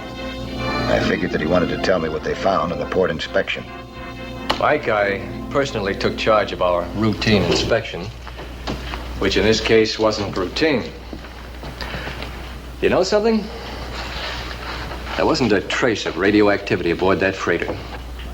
Well, that's hard to believe. Mike, we went over that ship with a fine-tooth comb. It's clean. But that reading I got, It had to be caused by something extremely radioactive. Then what happened to it? We're certain that it didn't come ashore and it's not on that ship. Well, of course, you checked it from above. I was below when I got my reading.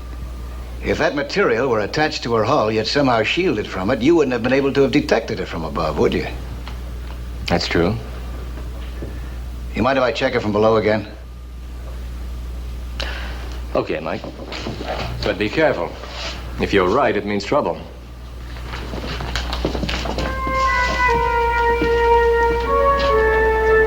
I was careful. I slipped into the water as unobtrusively as possible.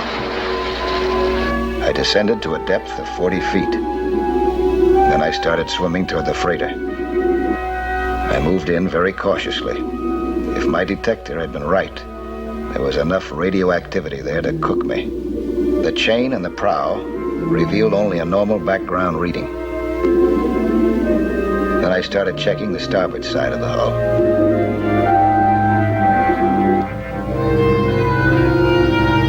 I kept as close to the hull as possible so my bubbles wouldn't be noticed on the surface.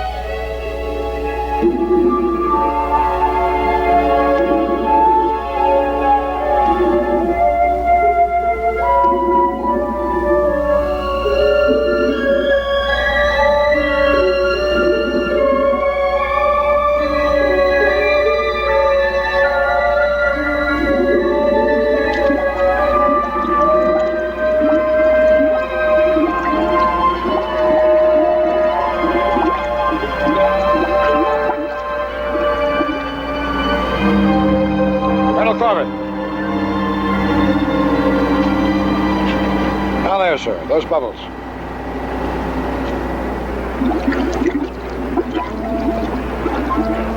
Air bubbles from a diver. Where did you first notice them? Amidship, sir? He's inspecting our hull. But we've had port inspection. I don't like the looks of it. Colonel, I did exactly as I was instructed. They know something.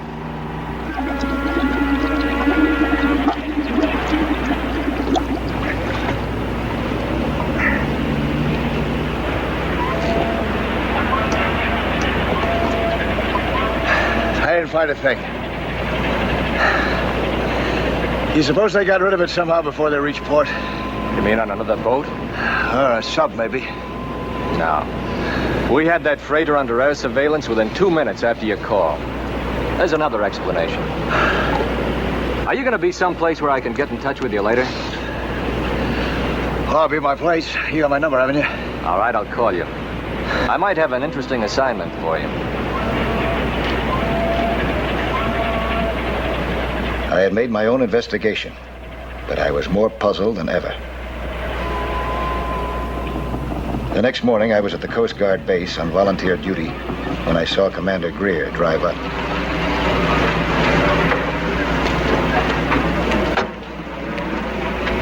Hi, Commander.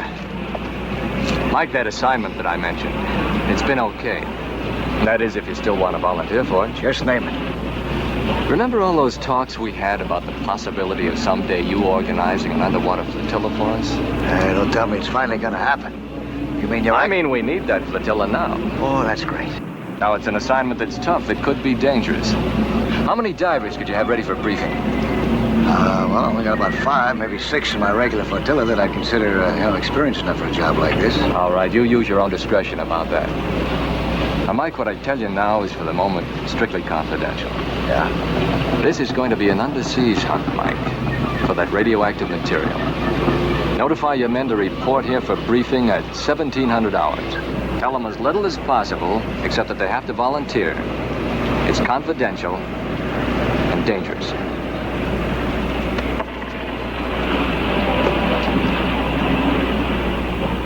The deck of a Coast Guard cutter served as our briefing room. I explained our plan of search in detail. Well, Mike, we still don't know exactly what we're looking for. No, we don't know what it looks like, or what size it is. It could be very small. But we do know that it's something so radioactive that it could fry us if we get too close to it for too many seconds. That's why we'll be working with an underwater radiation detector like this one. It'll be our main protection. Is there any chance of it exploding? No, it's not an atomic bomb. My detector wouldn't have given me a reading if it were. But radiation and contamination are just as dangerous. Any more questions? We have got a couple of things working in our favor, though. One of them is water. It's a very good shield against radiation. And the other, of course, is this little gadget. Just be sure that you keep your eyes glued to it every second while you're down there, huh? One more thing, gentlemen. Although this is the first underwater mission for a flotilla, there may never be a more important one.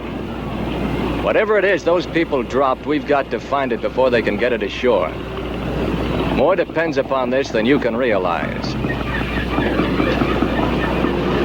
Well, I think we've covered about everything. Better start getting organized now.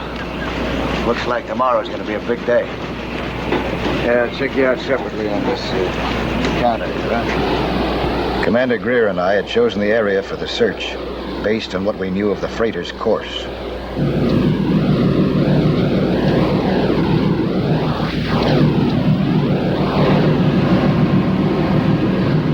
What's the matter, Commander? Something wrong? No, I was curious about that boat over there, but I guess it's just one of those harbor fishing boats. Looks like we're going to get a break. Nice day.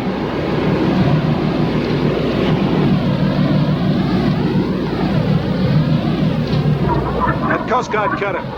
It's got divers aboard. They're on our course. Give orders to head back. I'm giving the orders. We'll maintain our course. Notify me when we've reached the spot. If those other divers see you down there, you won't... I'll be one of them. In these outfits with the masks on, all divers look alike. We had reached the sector charted for our first dive, the one that we thought most likely to hold our target. Our underwater search had begun. It was carefully planned and systematic. The cutter was set on a known course at a steady speed. On timed signals, we were dropping markers so that they would hit the bottom at 30-foot intervals. The markers were concrete hemispheres, striped for easy spotting. We had attached inflated buoys to the concrete blocks on long lines. These buoys would be our surface markers.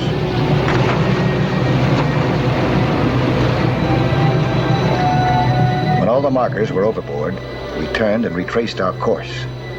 This time, a diver jumped off and submerged next to each floating buoy.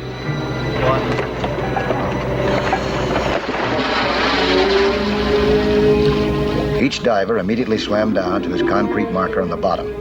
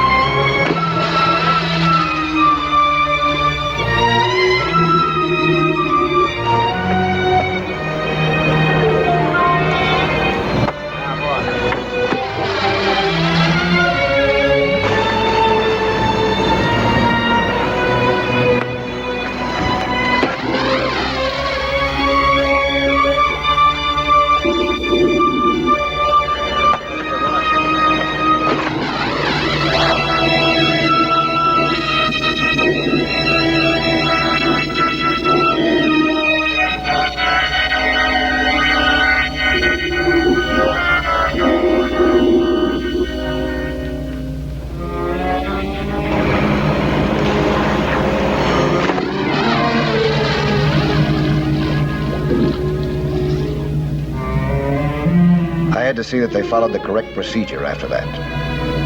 The plan was for each diver to tie the line that he carried to the marker and swim in a wide circular pattern. He had to watch and listen to the underwater radiation detector all the time. The lines were long enough so that the patterns would overlap. My flotilla members were good divers, but none of them had ever before had to conduct an underwater operation with such discipline and precision.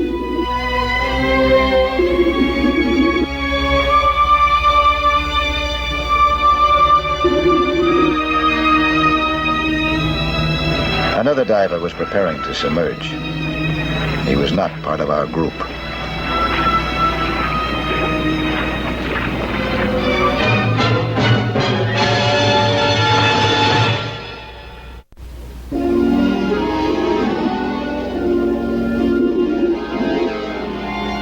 I was in command of the 1st Underwater Flotilla of the Coast Guard Auxiliary.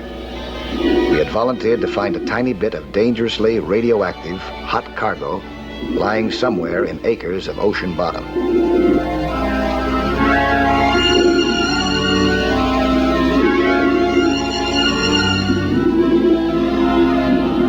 We were so occupied with our work that we didn't notice the arrival of another diver, differently equipped. He studied our actions.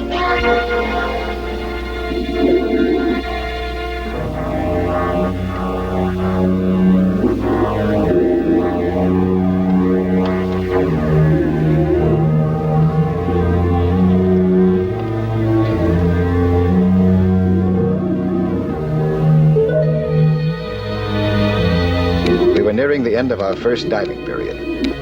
In a few minutes, we'd complete the pattern of the first sector. Then we'd have to surface for rest and for a full set of tanks. Stan began to get a slightly higher reading on his meter from an object that he discovered in the bottom.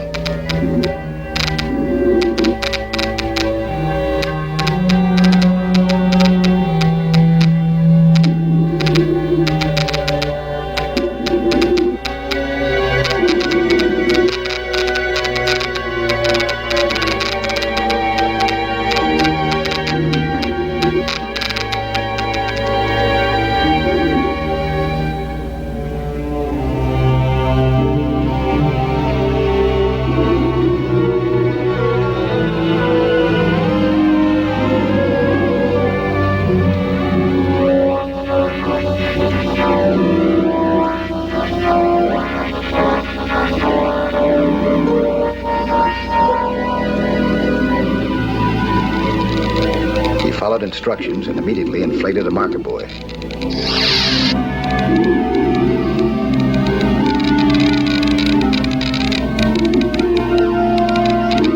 When I saw the metal container that he'd found, I thought that our search was over.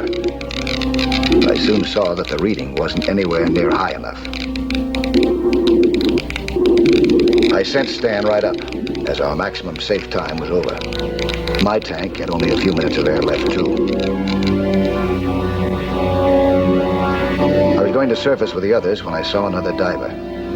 I could see immediately that he wasn't one of the flotilla, because he was carrying a long boat hook. Somehow I sensed what he was going to do with it. Unless I was very mistaken, he would lead me right to what we were searching for.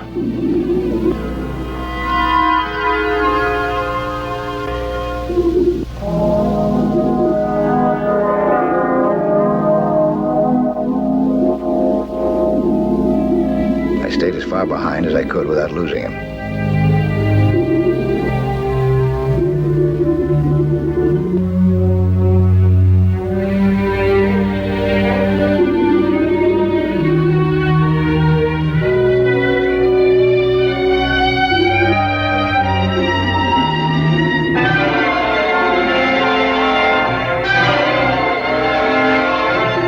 His objective, and I saw it. I knew that there was no mistake this time. It was a lead cylinder with a plate on it that might have held it to a hull.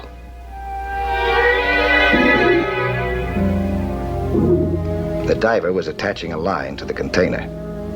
He was using the boat hook to keep as far away from the radiation as possible.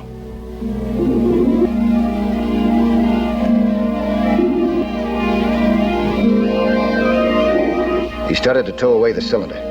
I knew I had almost no airlift. I also knew that I couldn't let this diver get away. I wasn't sure how far we were from the cutter, but I had to follow him. When the diver surfaced next to a boat with one end of the line, I figured that he'd soon start towing the cylinder away.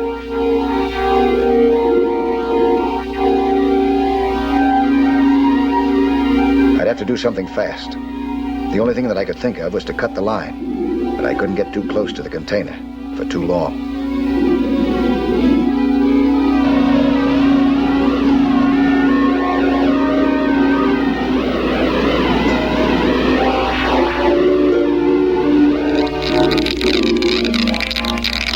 It was hot, all right.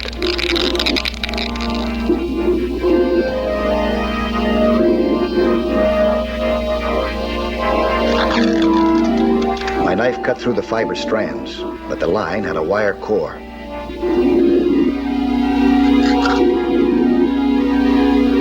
The line was being hauled up.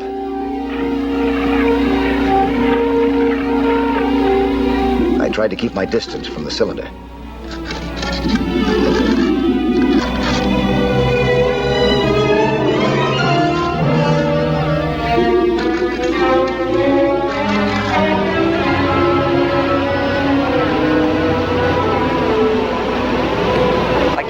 Why he hasn't surfaced yet, sir. You'd better get down there with your boys.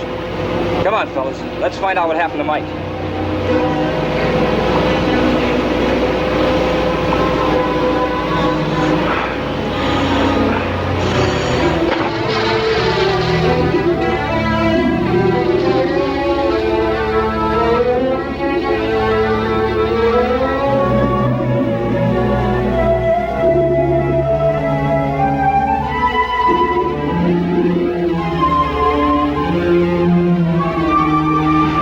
Start the engines. Let's get out of here.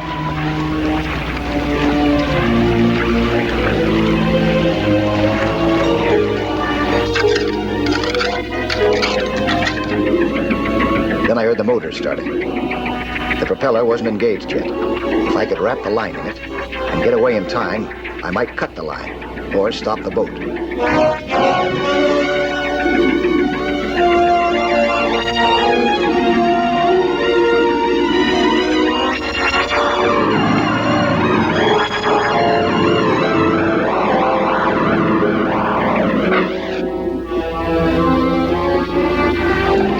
The screw must be fouled. I'm going down again. We can't get stuck here.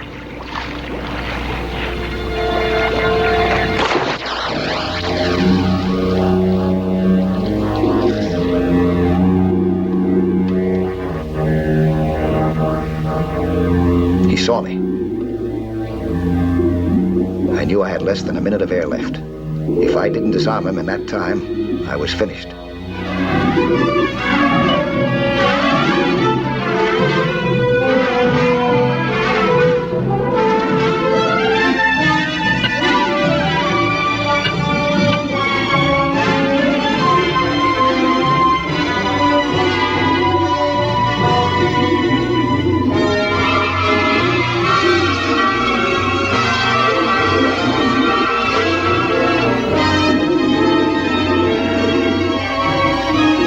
Experienced diver.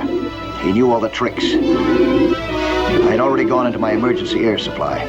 Now it was running out. I knew that it was only a matter of seconds before I was helpless.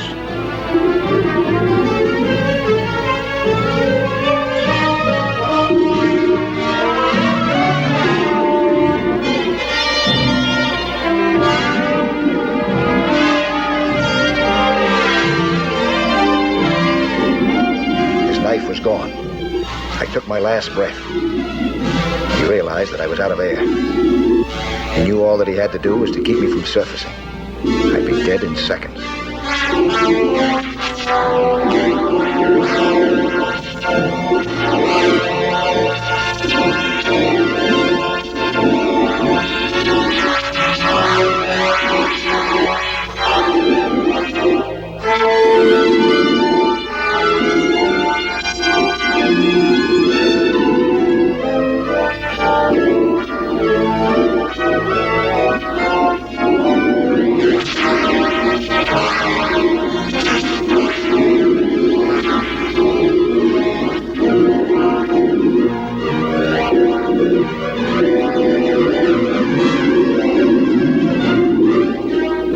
Almost blacked out when my flotilla arrived and pulled the diver off me. Stan realized that I needed air. He quickly gave me some from his air hose. The diver was still struggling viciously, but he was no match for an underwater flotilla.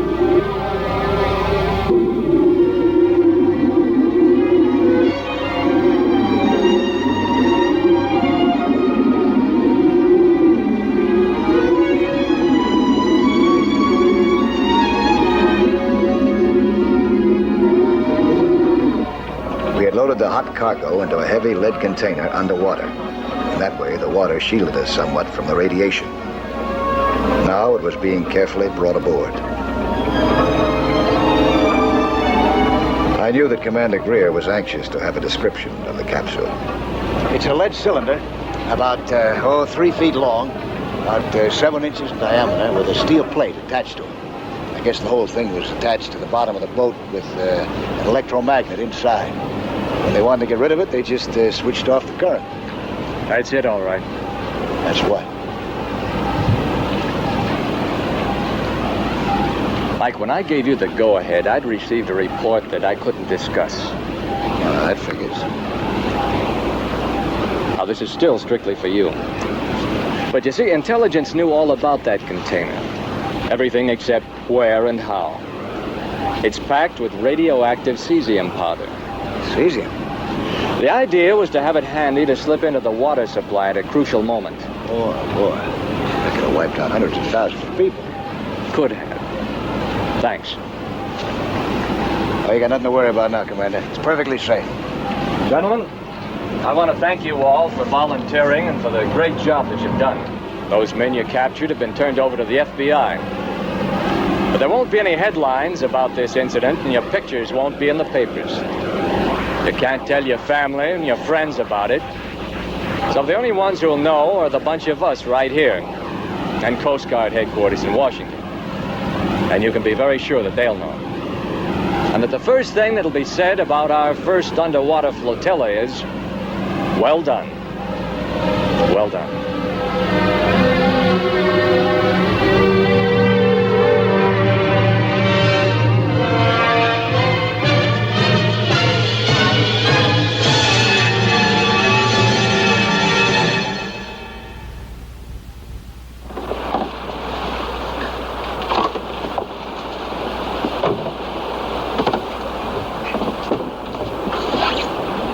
I'll be back next week at the same time with another sea hunt story. Plan to be with us again, huh?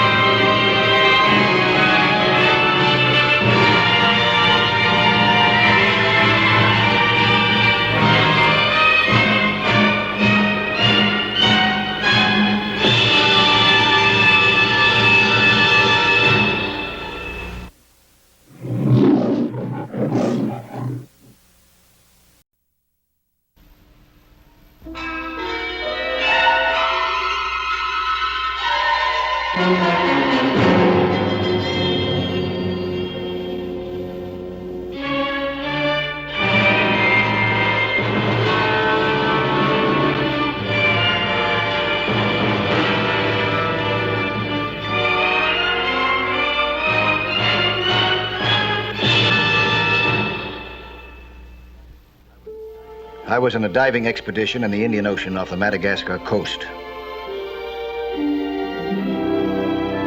I'm Mike Nelson. With me was Joe Ainsley, the organizer of the expedition. We were descending slowly, giving our bodies every chance to adjust to the increasing pressure, because we were going deep.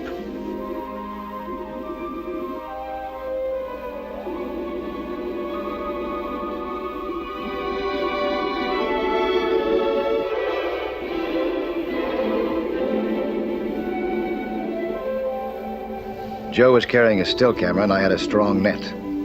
I also carried a new electronic fish finder, a device which could help to spot fish underwater. All this was part of a dress rehearsal for the strangest hunt ever. We were going after a creature once thought dead for 60 million years. The fish called coelacanth. Somehow the coelacanth had survived to the present day. One had been captured in 1938. Another in 1952, in these same waters. Both specimens had been caught in a fisherman's trawl. Neither had survived.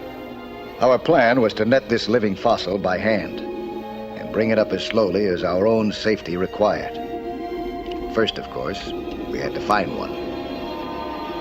Joe wasn't used to these depths. I signaled to him to hold it and started down myself. If I found anything, I would try to do the netting and Joe would take photographs.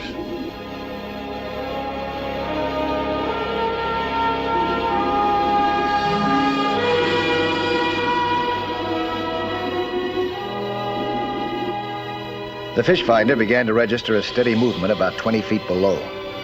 I thought I'd left Joe where he'd be out of danger.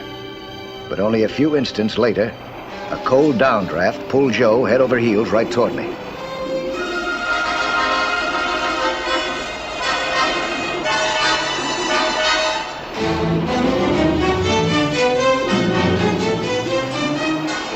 Then it hit me, too.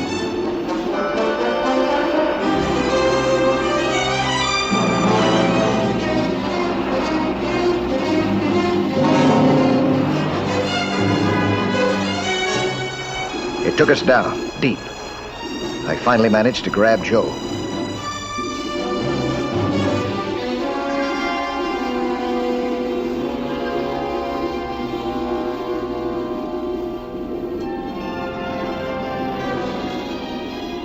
I got us both out. Joe was panicking. All he could think of now was the security of the surface. Before I could stop him, he had shoved me aside and was on his way up. In his panic, he was forgetting to breathe out. That meant that as he ascended and the pressure on his body lessened, the captive air in his lungs was expanding. I had to reach him before they burst.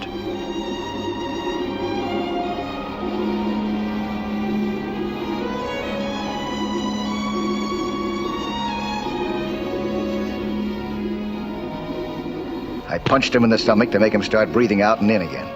His fast ascent had been short, but enough to give him an embolism. Unless we got him into the recompression chamber fast, he wouldn't live to catch a coelacanth or anything else.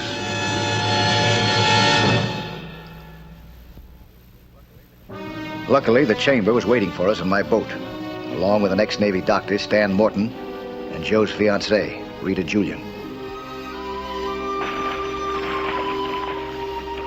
Throw me a line!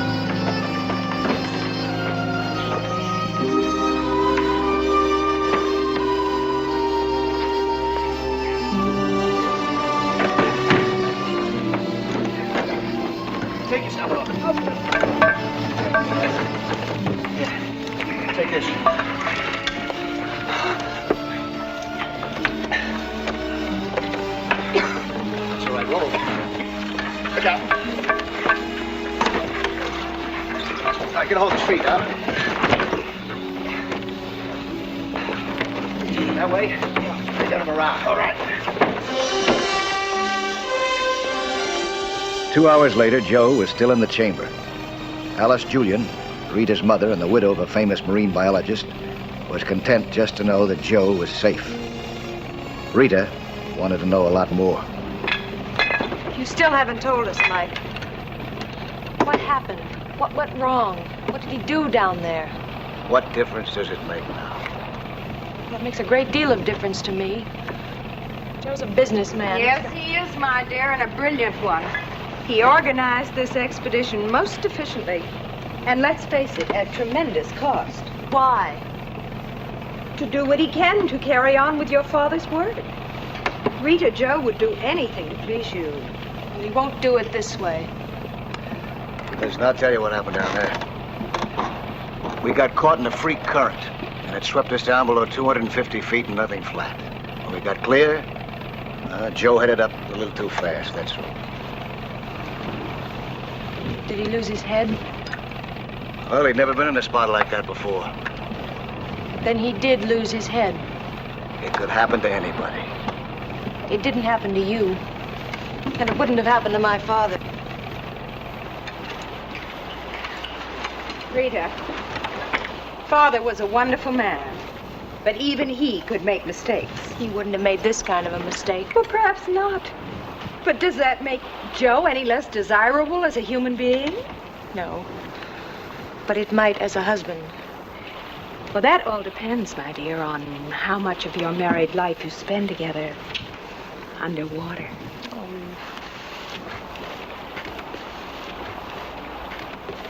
Oh, Doc, how is he? Well, it's a little soon to say for certain, but... He'll be all right, though, huh? Yeah, completely, I think. Thank heaven for that. May I go to him? I wish you would go to him. Perhaps you can talk some sense into him. Apparently, I can't. Sense about what? Well, he's bound and determined to go down again with Mike tomorrow. Why, did he say?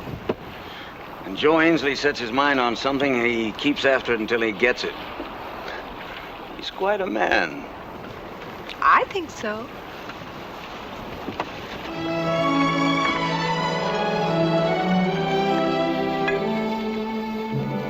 The next day, we were preparing for another dive. I must admit I was on Joe Ainsley's side. I felt his sweetheart was a bit mixed up. But I still needed to be sure that he was ready before I took him hunting with me again. I checked and double-checked all of our equipment. I discussed our times and depths with Doc Morton. In fact, I discussed our whole diving plan step by step, making it as conservative as possible, stressing safety rather than a long, deep dive. You all set to go, Joe? Be ready in a minute. This is something you really want to do, Joe, isn't it? It was when we started the expedition. It still is. We're gonna get us a coelacanth if we're lucky. Well, this is the area where the coelacanthidae logically should be found, so you may. Good luck to you. Thanks. And if you do sight one, darling, keep your head, please. Yeah, I'll try. Let's go. Did you check your air?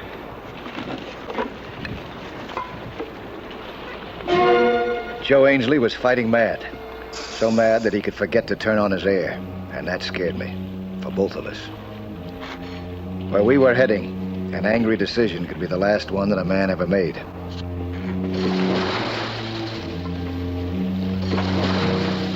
Throw me the net.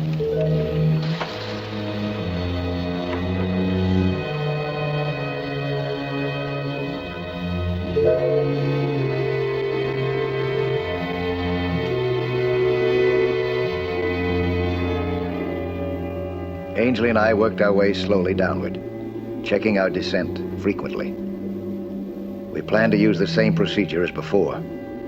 Joe seemed in fine shape, no dizziness or distress. I felt fine, too.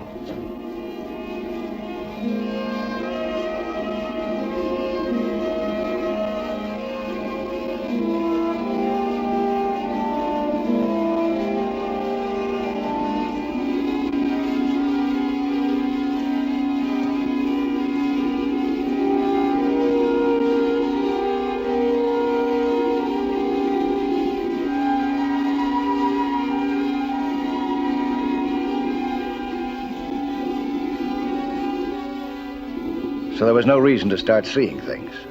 But I did. I saw it in the finder, and then with my eyes. Something that no man had ever seen. A coelacanth, swimming freely in its native element. The living, breathing replica of its fossil ancestors, supposedly dead for millions of years. Joe again waited to take what could be some very important photographs for marine biologists.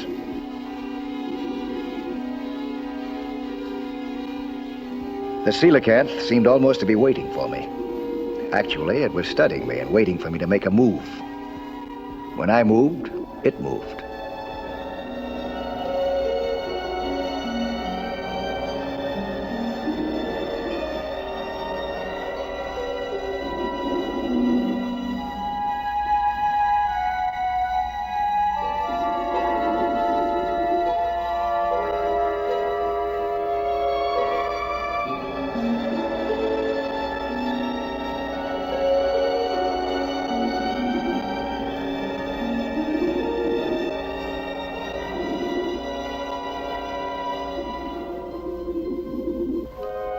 It eluded me, and I returned to Joe's station by the safety line. I'd come so close that I felt I had to make another try. Nothing had ever seemed so important, nothing in all my life. Joe insisted on coming along, and I let him. I had to capture that beautiful, beautiful, bright blue fish. I didn't realize the depth was affecting both of us, in body and mind. My judgment was becoming clouded. We were both away from the safety line and didn't see the slate when it came down.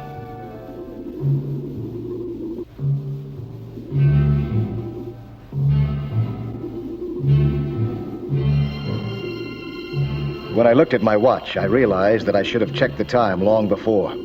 We had stayed down twice as long as our diving plan had called for.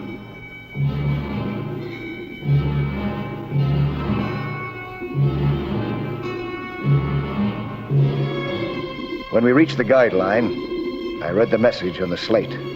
Must come up now. I certainly agreed. But Joe was already in pain.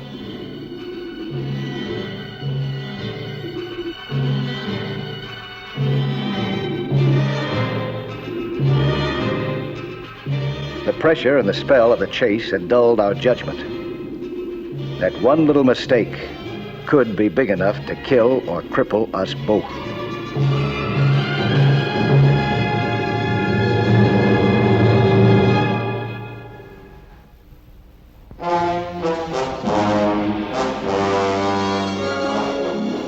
In chasing a rare fish, the coelacanth, we had stayed down too long and too deep. I had my hands full getting Joe to the surface and keeping him from drowning on the way. Doc Morton knew it. We'd have to go right into the chamber.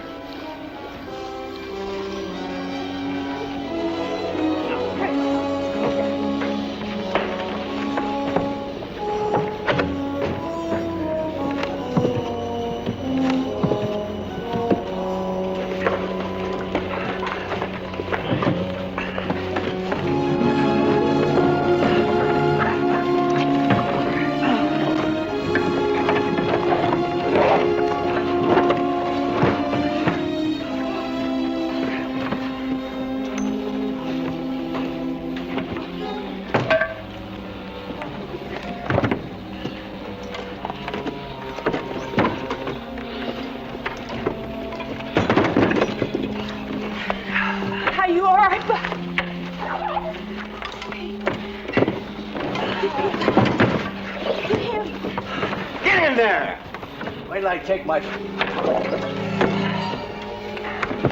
me help you with it. Go ahead. Get in there.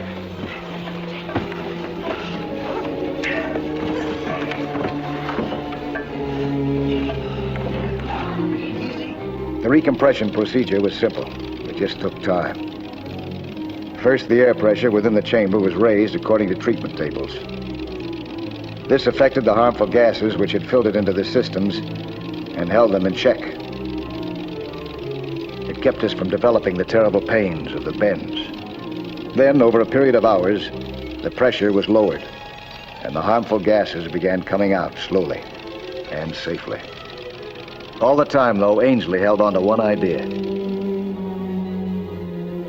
Joe's idea was to go after that coelacanth again, as soon as we could. Those were my sentiments, too. But Dr. Morton turned thumbs down on the idea. Now, look, you've had two very rough experiences within a fairly short time. You're not an Iron Man, you know. One more accident down there... Why put it on that basis? We may not run into any trouble at all. Mike, you'll be working at or below 200 feet again, won't you? That's right. Then it's just too risky, Joe. I want you to call it quits. I'm sorry, Doc. I'm going to get me a coelacanth. I promised Rita.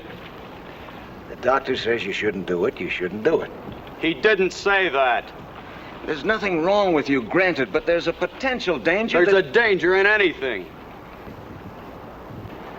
Sorry, gents. You're going to have to do better than that.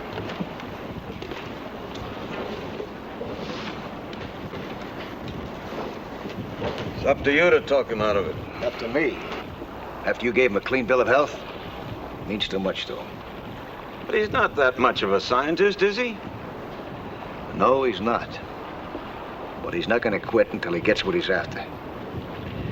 I'm not so sure it's just a coelacanth.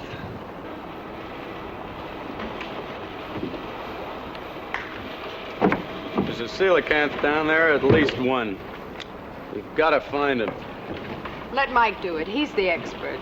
Alone? Not a chance. I wouldn't let him. Joe, I don't want anything to happen to you. It would kill Rita. Really, it would. No, nothing's going to happen to me. Well, you can't be sure. Mrs. Julian, this is something I must do. Why? To prove yourself to Rita? I've got news for you. Capturing a coelacanth would make me feel pretty good, too. Yes, but killing yourself to do it won't accomplish a thing. She can't marry a ghost. Oh, now, Joe, I'll talk to her. She's silly and childish, even if she is my own daughter. But she does love you. I hope you're right. Right about what? Oh, hi. About coming on this expedition, even if we don't catch a coelacanth. Is Mike going down again? Yeah, I'm going down with him. I don't think you should, Joe. Why not? Because I don't think you have the temperament for this kind of work. Well, look at what happened to the pictures. So maybe they're not the greatest underwater shots in the world. Joe, they didn't come out at all. You're kidding. No, I'm not kidding. You apparently got so excited you forgot to turn the film. Double exposure? Optical. 8 exposures on the same negative. Face it, darling, this just isn't your dish of tea.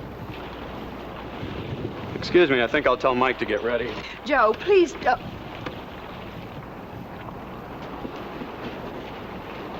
Rita's worries only made Joe all the more anxious to get a coelacanth.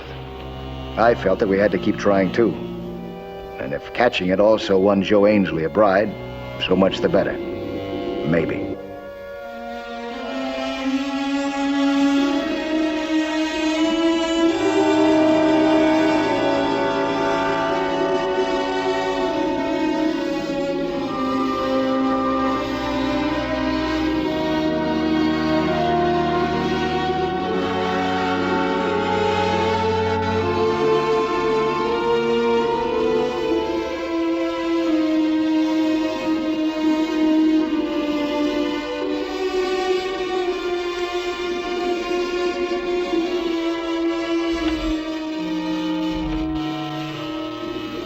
My indicator said there was some kind of big fish swimming slowly by, about 30 feet off.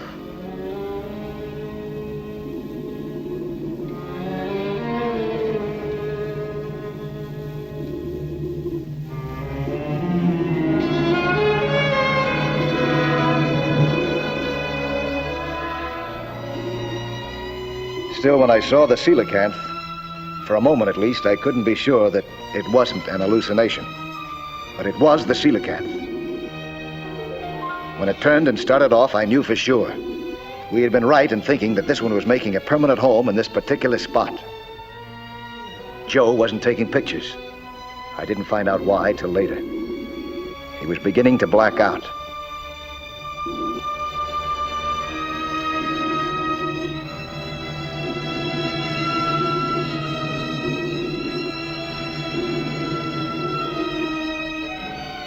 This coelacanth must have been a she, because just when I decided that it was hopeless and I couldn't possibly catch her, then she swam right down to the bottom and I scooped her up in the net.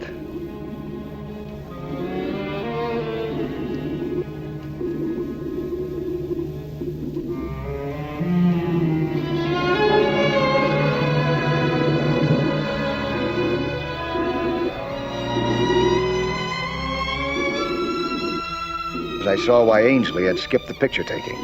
Joe was showing very clear signs of anoxia. The deeper you go and the longer you stay there, the more you risk robbing your brain of the oxygen that it needs, especially with exertion. That's what was happening to Joe Ainsley now.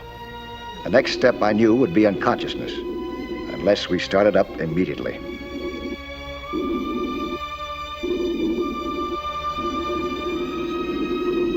He couldn't even keep his air hose in his mouth. So now I really had my hands full, supporting Joe and trying to hold on to the coelacanth.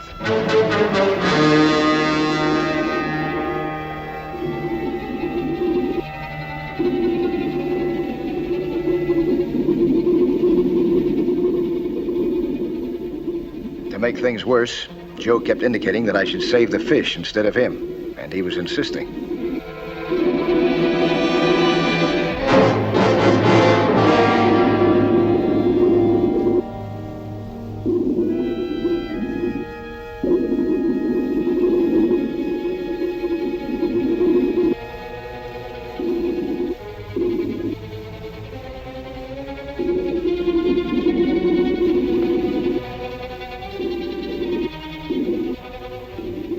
But Ainsley was in worse shape than I had realized. He was passing out. I'd have to give him my full attention. Only I couldn't. The coelacanth would slip out.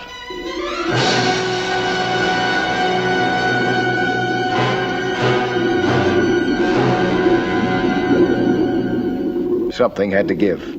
Obviously, we had to lose the coelacanth. But it wasn't obvious to Joe Ainsley. He still wanted to bring that fish to the surface regardless of what happened to him.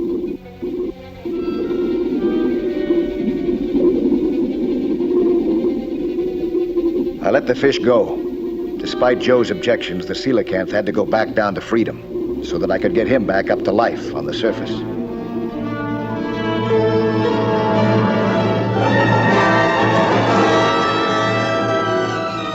Dr. Morton took over when I got Ainsley aboard. And once again, I had to explain to Ellis and Rita what had happened. Around you, son. Tell me, how is Joe? He's gonna be all right. I'd never forgive myself if that Neither boy... would I.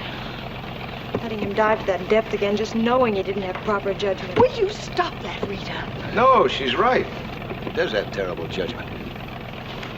Really, Mike? Yeah. Once he knew that there was a choice of getting himself to the surface or the coelacanth, he insisted on me saving the fish. That's kind of stupid to me, don't you think? He's out of the chamber and coming along fine. Good. I think it would be better if you didn't, Rita. I'm afraid she's right, Rita.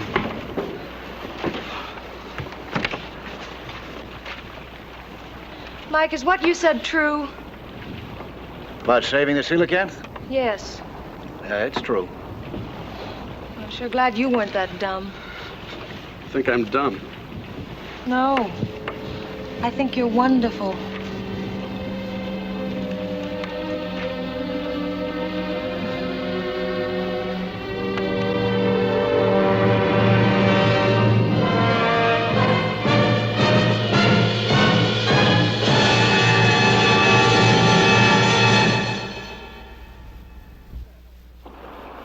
Hi there. I'm Lloyd Bridges. Skin diving is certainly a lot of fun, and it's full of adventure. See some more of it again next week, huh? When there'll be another excursion into that fabulous underwater world of Sea Hunt.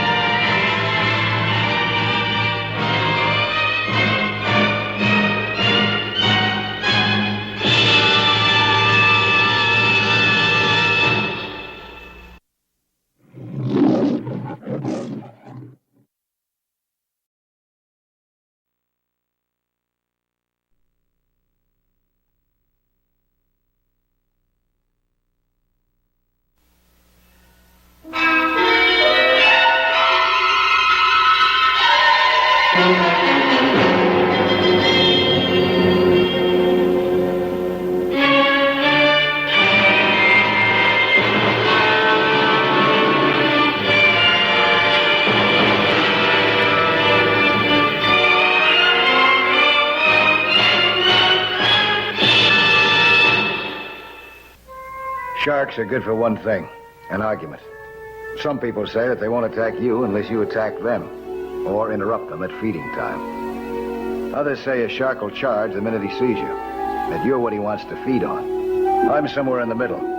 I'm a scuba diver, Mike Nelson, and I've run into my share of sharks. They haven't attacked me yet, but there's always a first time. And today, out here in the warm Pacific, might be it. I was looking for sharks. One shark, anyway, from marine land of the Pacific.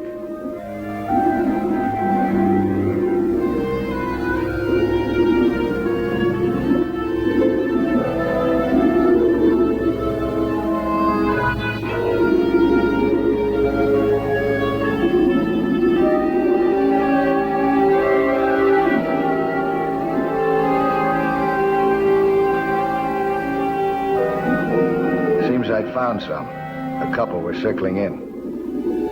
They were of a type known to have attacked men.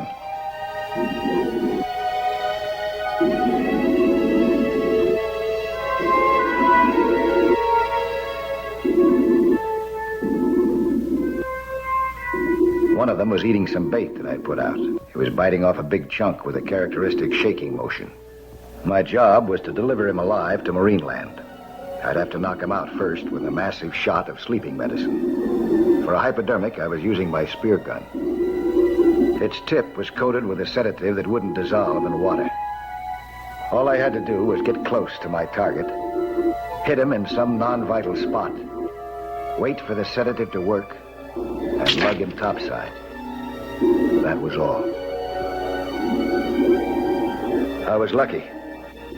I hit him in one of the right spots, and delivered him to another spot, marine land of the Pacific, the organization which had given me the order to catch him.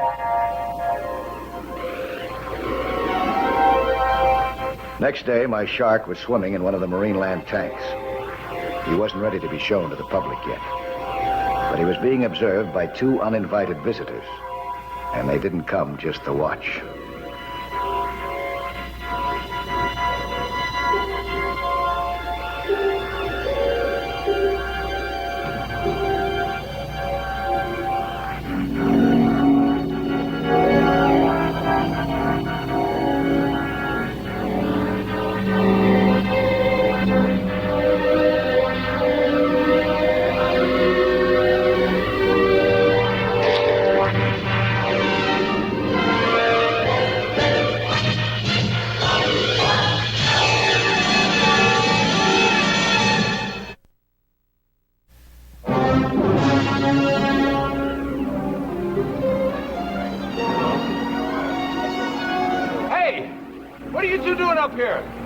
Is closed.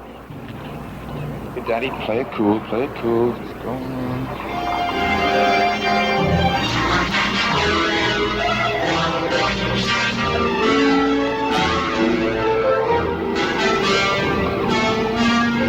Hey, Mike, look at your shark. It's dying. Hey, you two!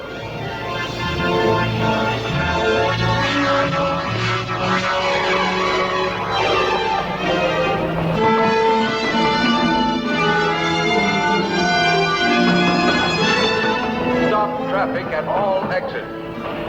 Repeat. Stop traffic at all exits.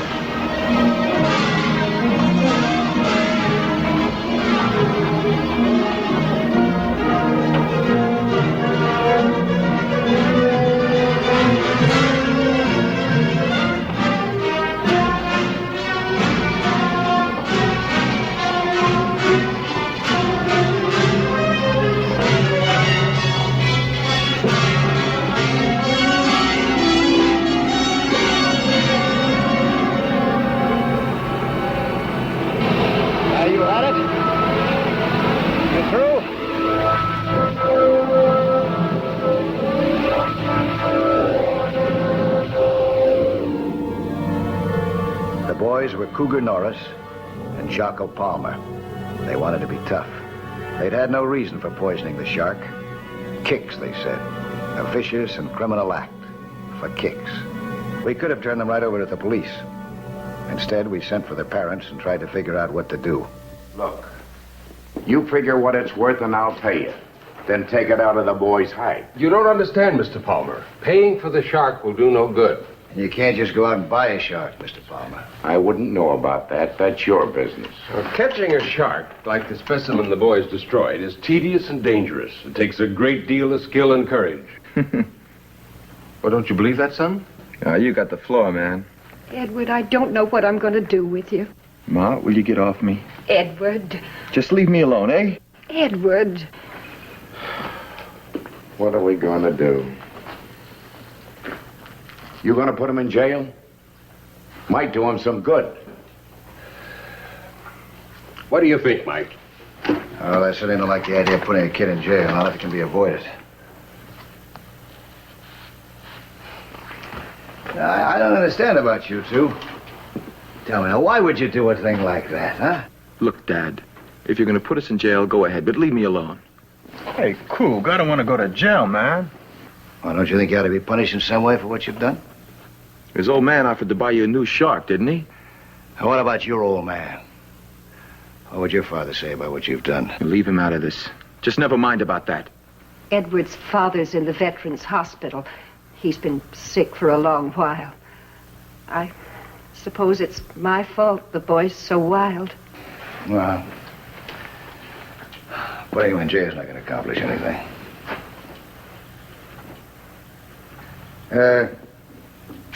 What do you fellas think about all this, huh? What would you like to do? You like to make amends? You like to replace that shark? I already offered to do that. That's not what I mean. Well, what do you say? Rather go to jail, huh? No, I'm willing. How about you, Coog? How are you going to get a live shark? Go out and catch one? Yes. What? You mean go down and wrestle with one of them big things with teeth this long? After proper training, yeah, that's exactly what I mean. I could do it if I wanted to. Isn't it awfully dangerous? Oh, not really. If you know what you're doing. Big deal. Well, you couldn't do it, Cougar. If something happened down there, you'd probably panic, and that'd be it. And what makes you think I'd panic? Oh, that's wild, man. Way out. Cougar's got it right every time. Look at this job right here. Wait a minute, poisoning that captured shark in the tank? You think that took courage to do a stupid thing like that? You're kidding. Well, you think it takes guts to hunt sharks? Well, we'll hunt sharks with you. Anything you can do, we can do. Hey, Coog. We'll show him who panics.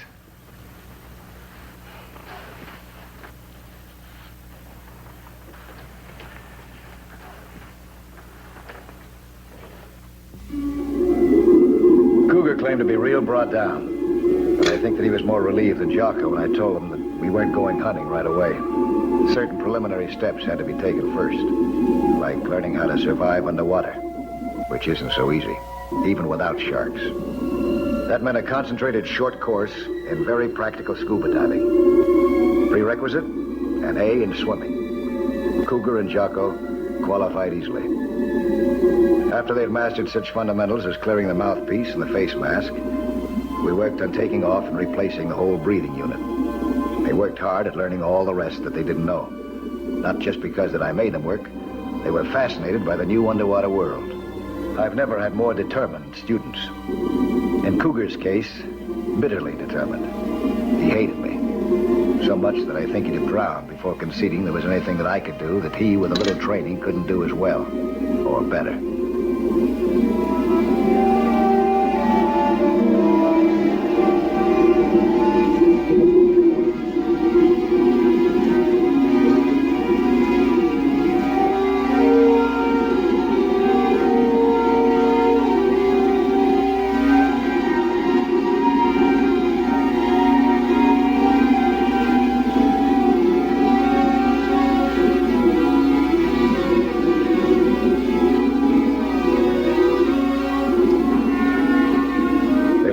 Emergency packs, balloons inflated with carbon dioxide.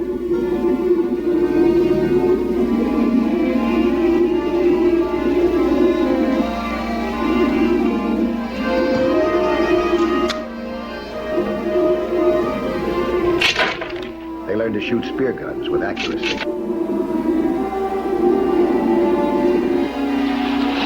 finally, I was satisfied that they had mastered the basic requirements.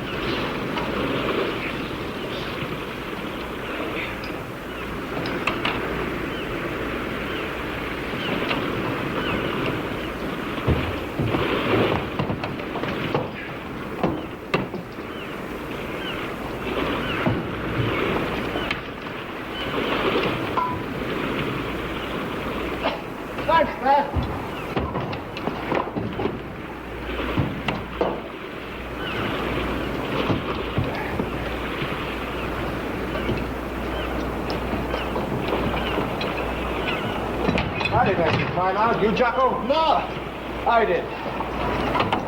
Well, this session did it. Did what? You're skin divers now, both of you. All checked out, ready to go. Congratulations. Hey, we're skin divers. We can start catching sharks now, huh? No, now you can start learning how to catch them. Out here, about 10 miles out and around 60 or 50 feet down. Well, what do you say? Want to give it a try? Hey, this is for real, huh? Well, you want to replace that shark that you killed, don't you? Yeah, sure. Huh, Cougar? If he says so, let's go. Good. I got something for you. Something your dad gave me to give you. What? 2-cent postcard? No. A silver star that your dad got a Bougainville.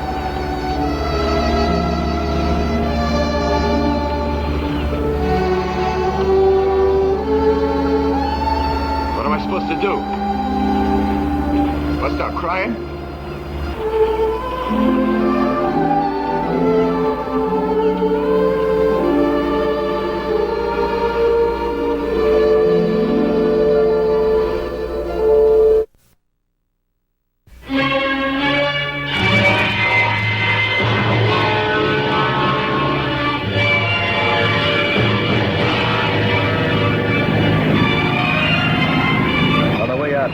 We might find a shark from Marine Man. Cougar said hardly a word.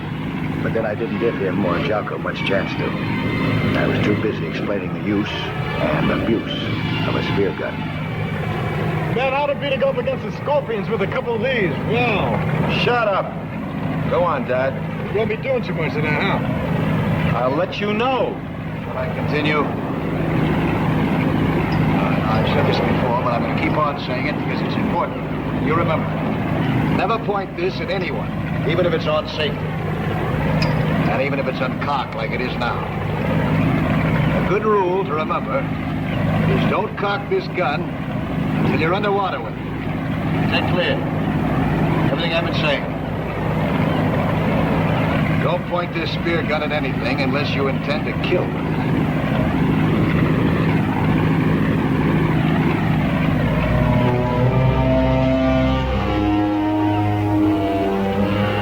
Lectures were over. Now it was time for work in the ocean. I didn't expect to find any sharks this first time out. For obvious reasons, I hope not to. I just wanted my students first to get used to scuba diving in open water.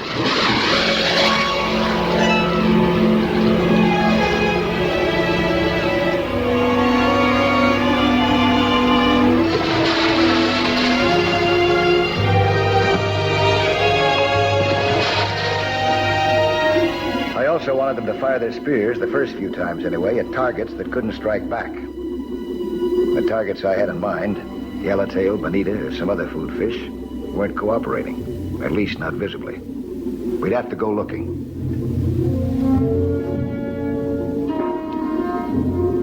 So we looked over quite an area. It was good exercise, but that was all. Not one good-sized fish in sight, even though the last radio reports claimed these waters were boiling with them. The reports were wrong, or the fish had been frightened off, perhaps by sharks, or by other natural enemies.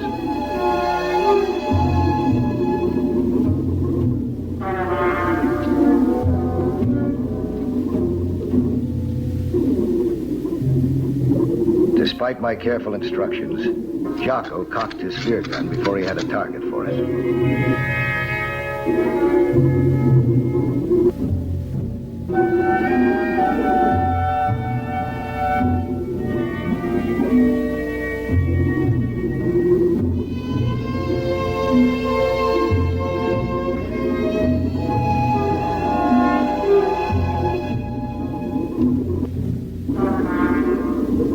He stalked through the seagrass. Suddenly, a barracuda popped up in front of him. He panicked and aimed at it wildly. Cougar saw him. I didn't. Jocko shot his spear.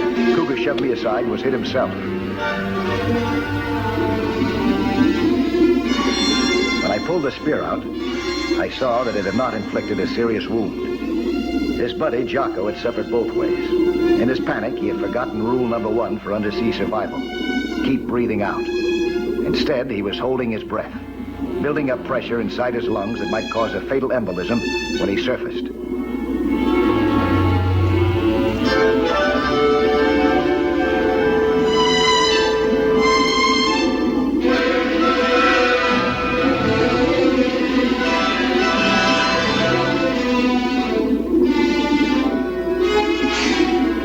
When I realized what he was doing, I had to punch him in the stomach to force him to breathe out.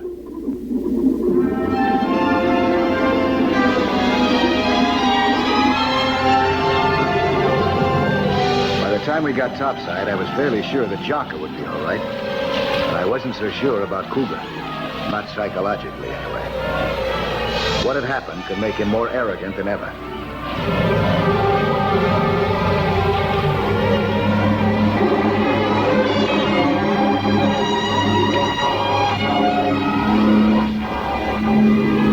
Get that tank off of him.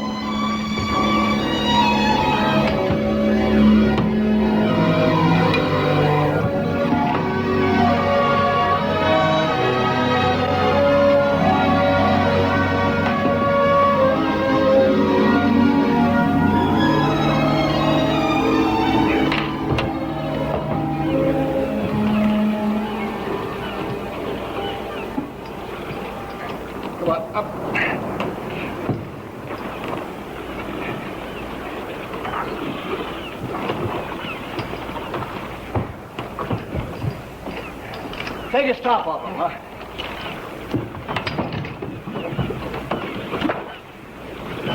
Mate, I'm sorry. You know I wouldn't do you like that. Shut up! After all you've done for me, I gotta give it to you. You want to shut you for good?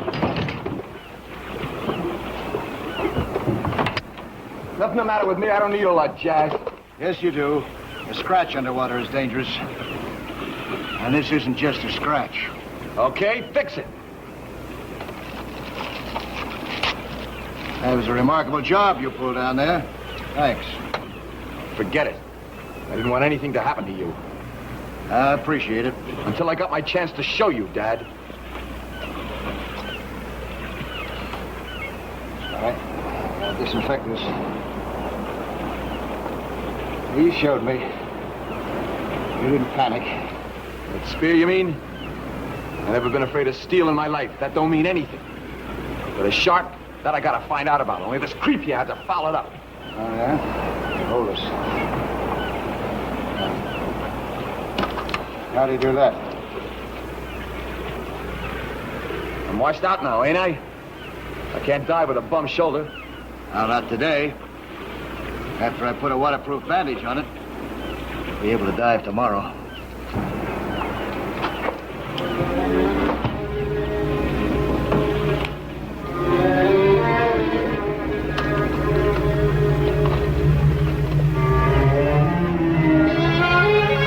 Cougar's spear slash healed well overnight.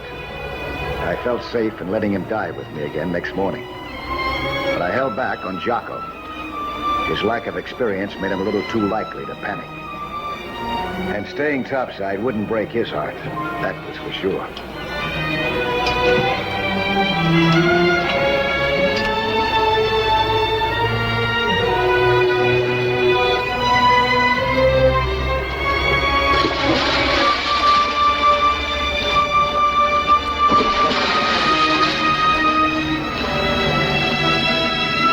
Cougar wanted to prove himself, all right, but I was out to capture his shark.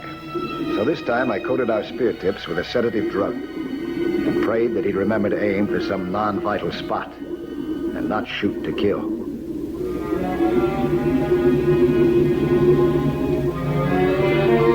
We scouted the Barracuda's lair first, but he was gone. That seemed to be the story in the Sharks, too. They certainly weren't within sight. I decided to give it another few minutes before heading back. We gave it 5 more minutes, but the Sharks were still among the missing. It was about time to surface now. But not according to Cougar. Standing up to a shark seemed more important to him at the moment than underwater safety.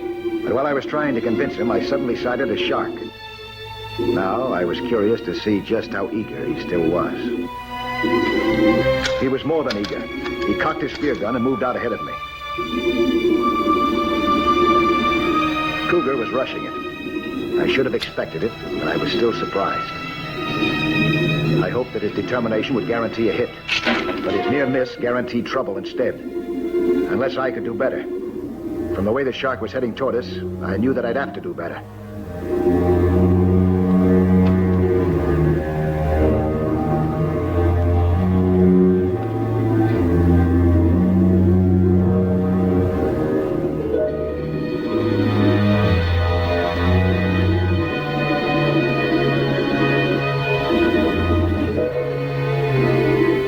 I cocked my spear gun and waited for my chance.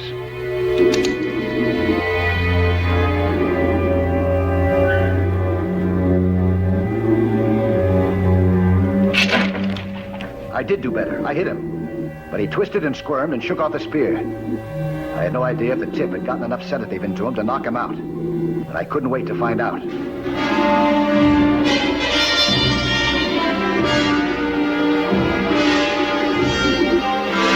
Once I got hold on him, I didn't dare let go.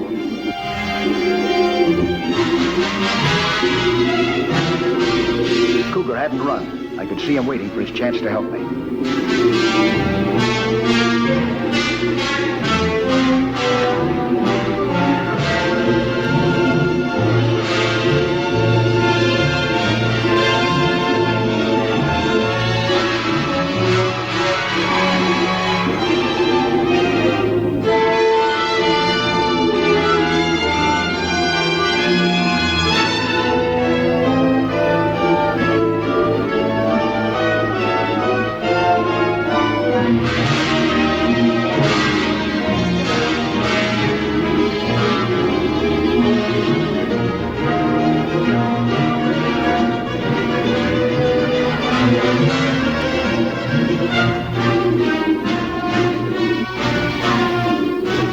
The shark knew that it was in a death fight, and so did I. I was losing. If the drug didn't work soon, I would lose. And then it happened. The massive dose of sedative on my spear tip was taking effect.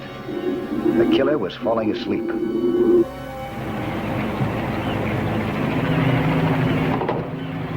I really want to thank you, Don. For what? I haven't paid you yet. For Cougar. What do you mean, pay us? Well, you did a tremendous job. In this world, you usually get paid for what you do. I figure about $200 each. I'll take care of him when we get ashore. Wait a minute. What are they paying you to bring in the shark? Never mind. I figure about $400. Give the dough to Marineland, Dad. We're buying them a shark.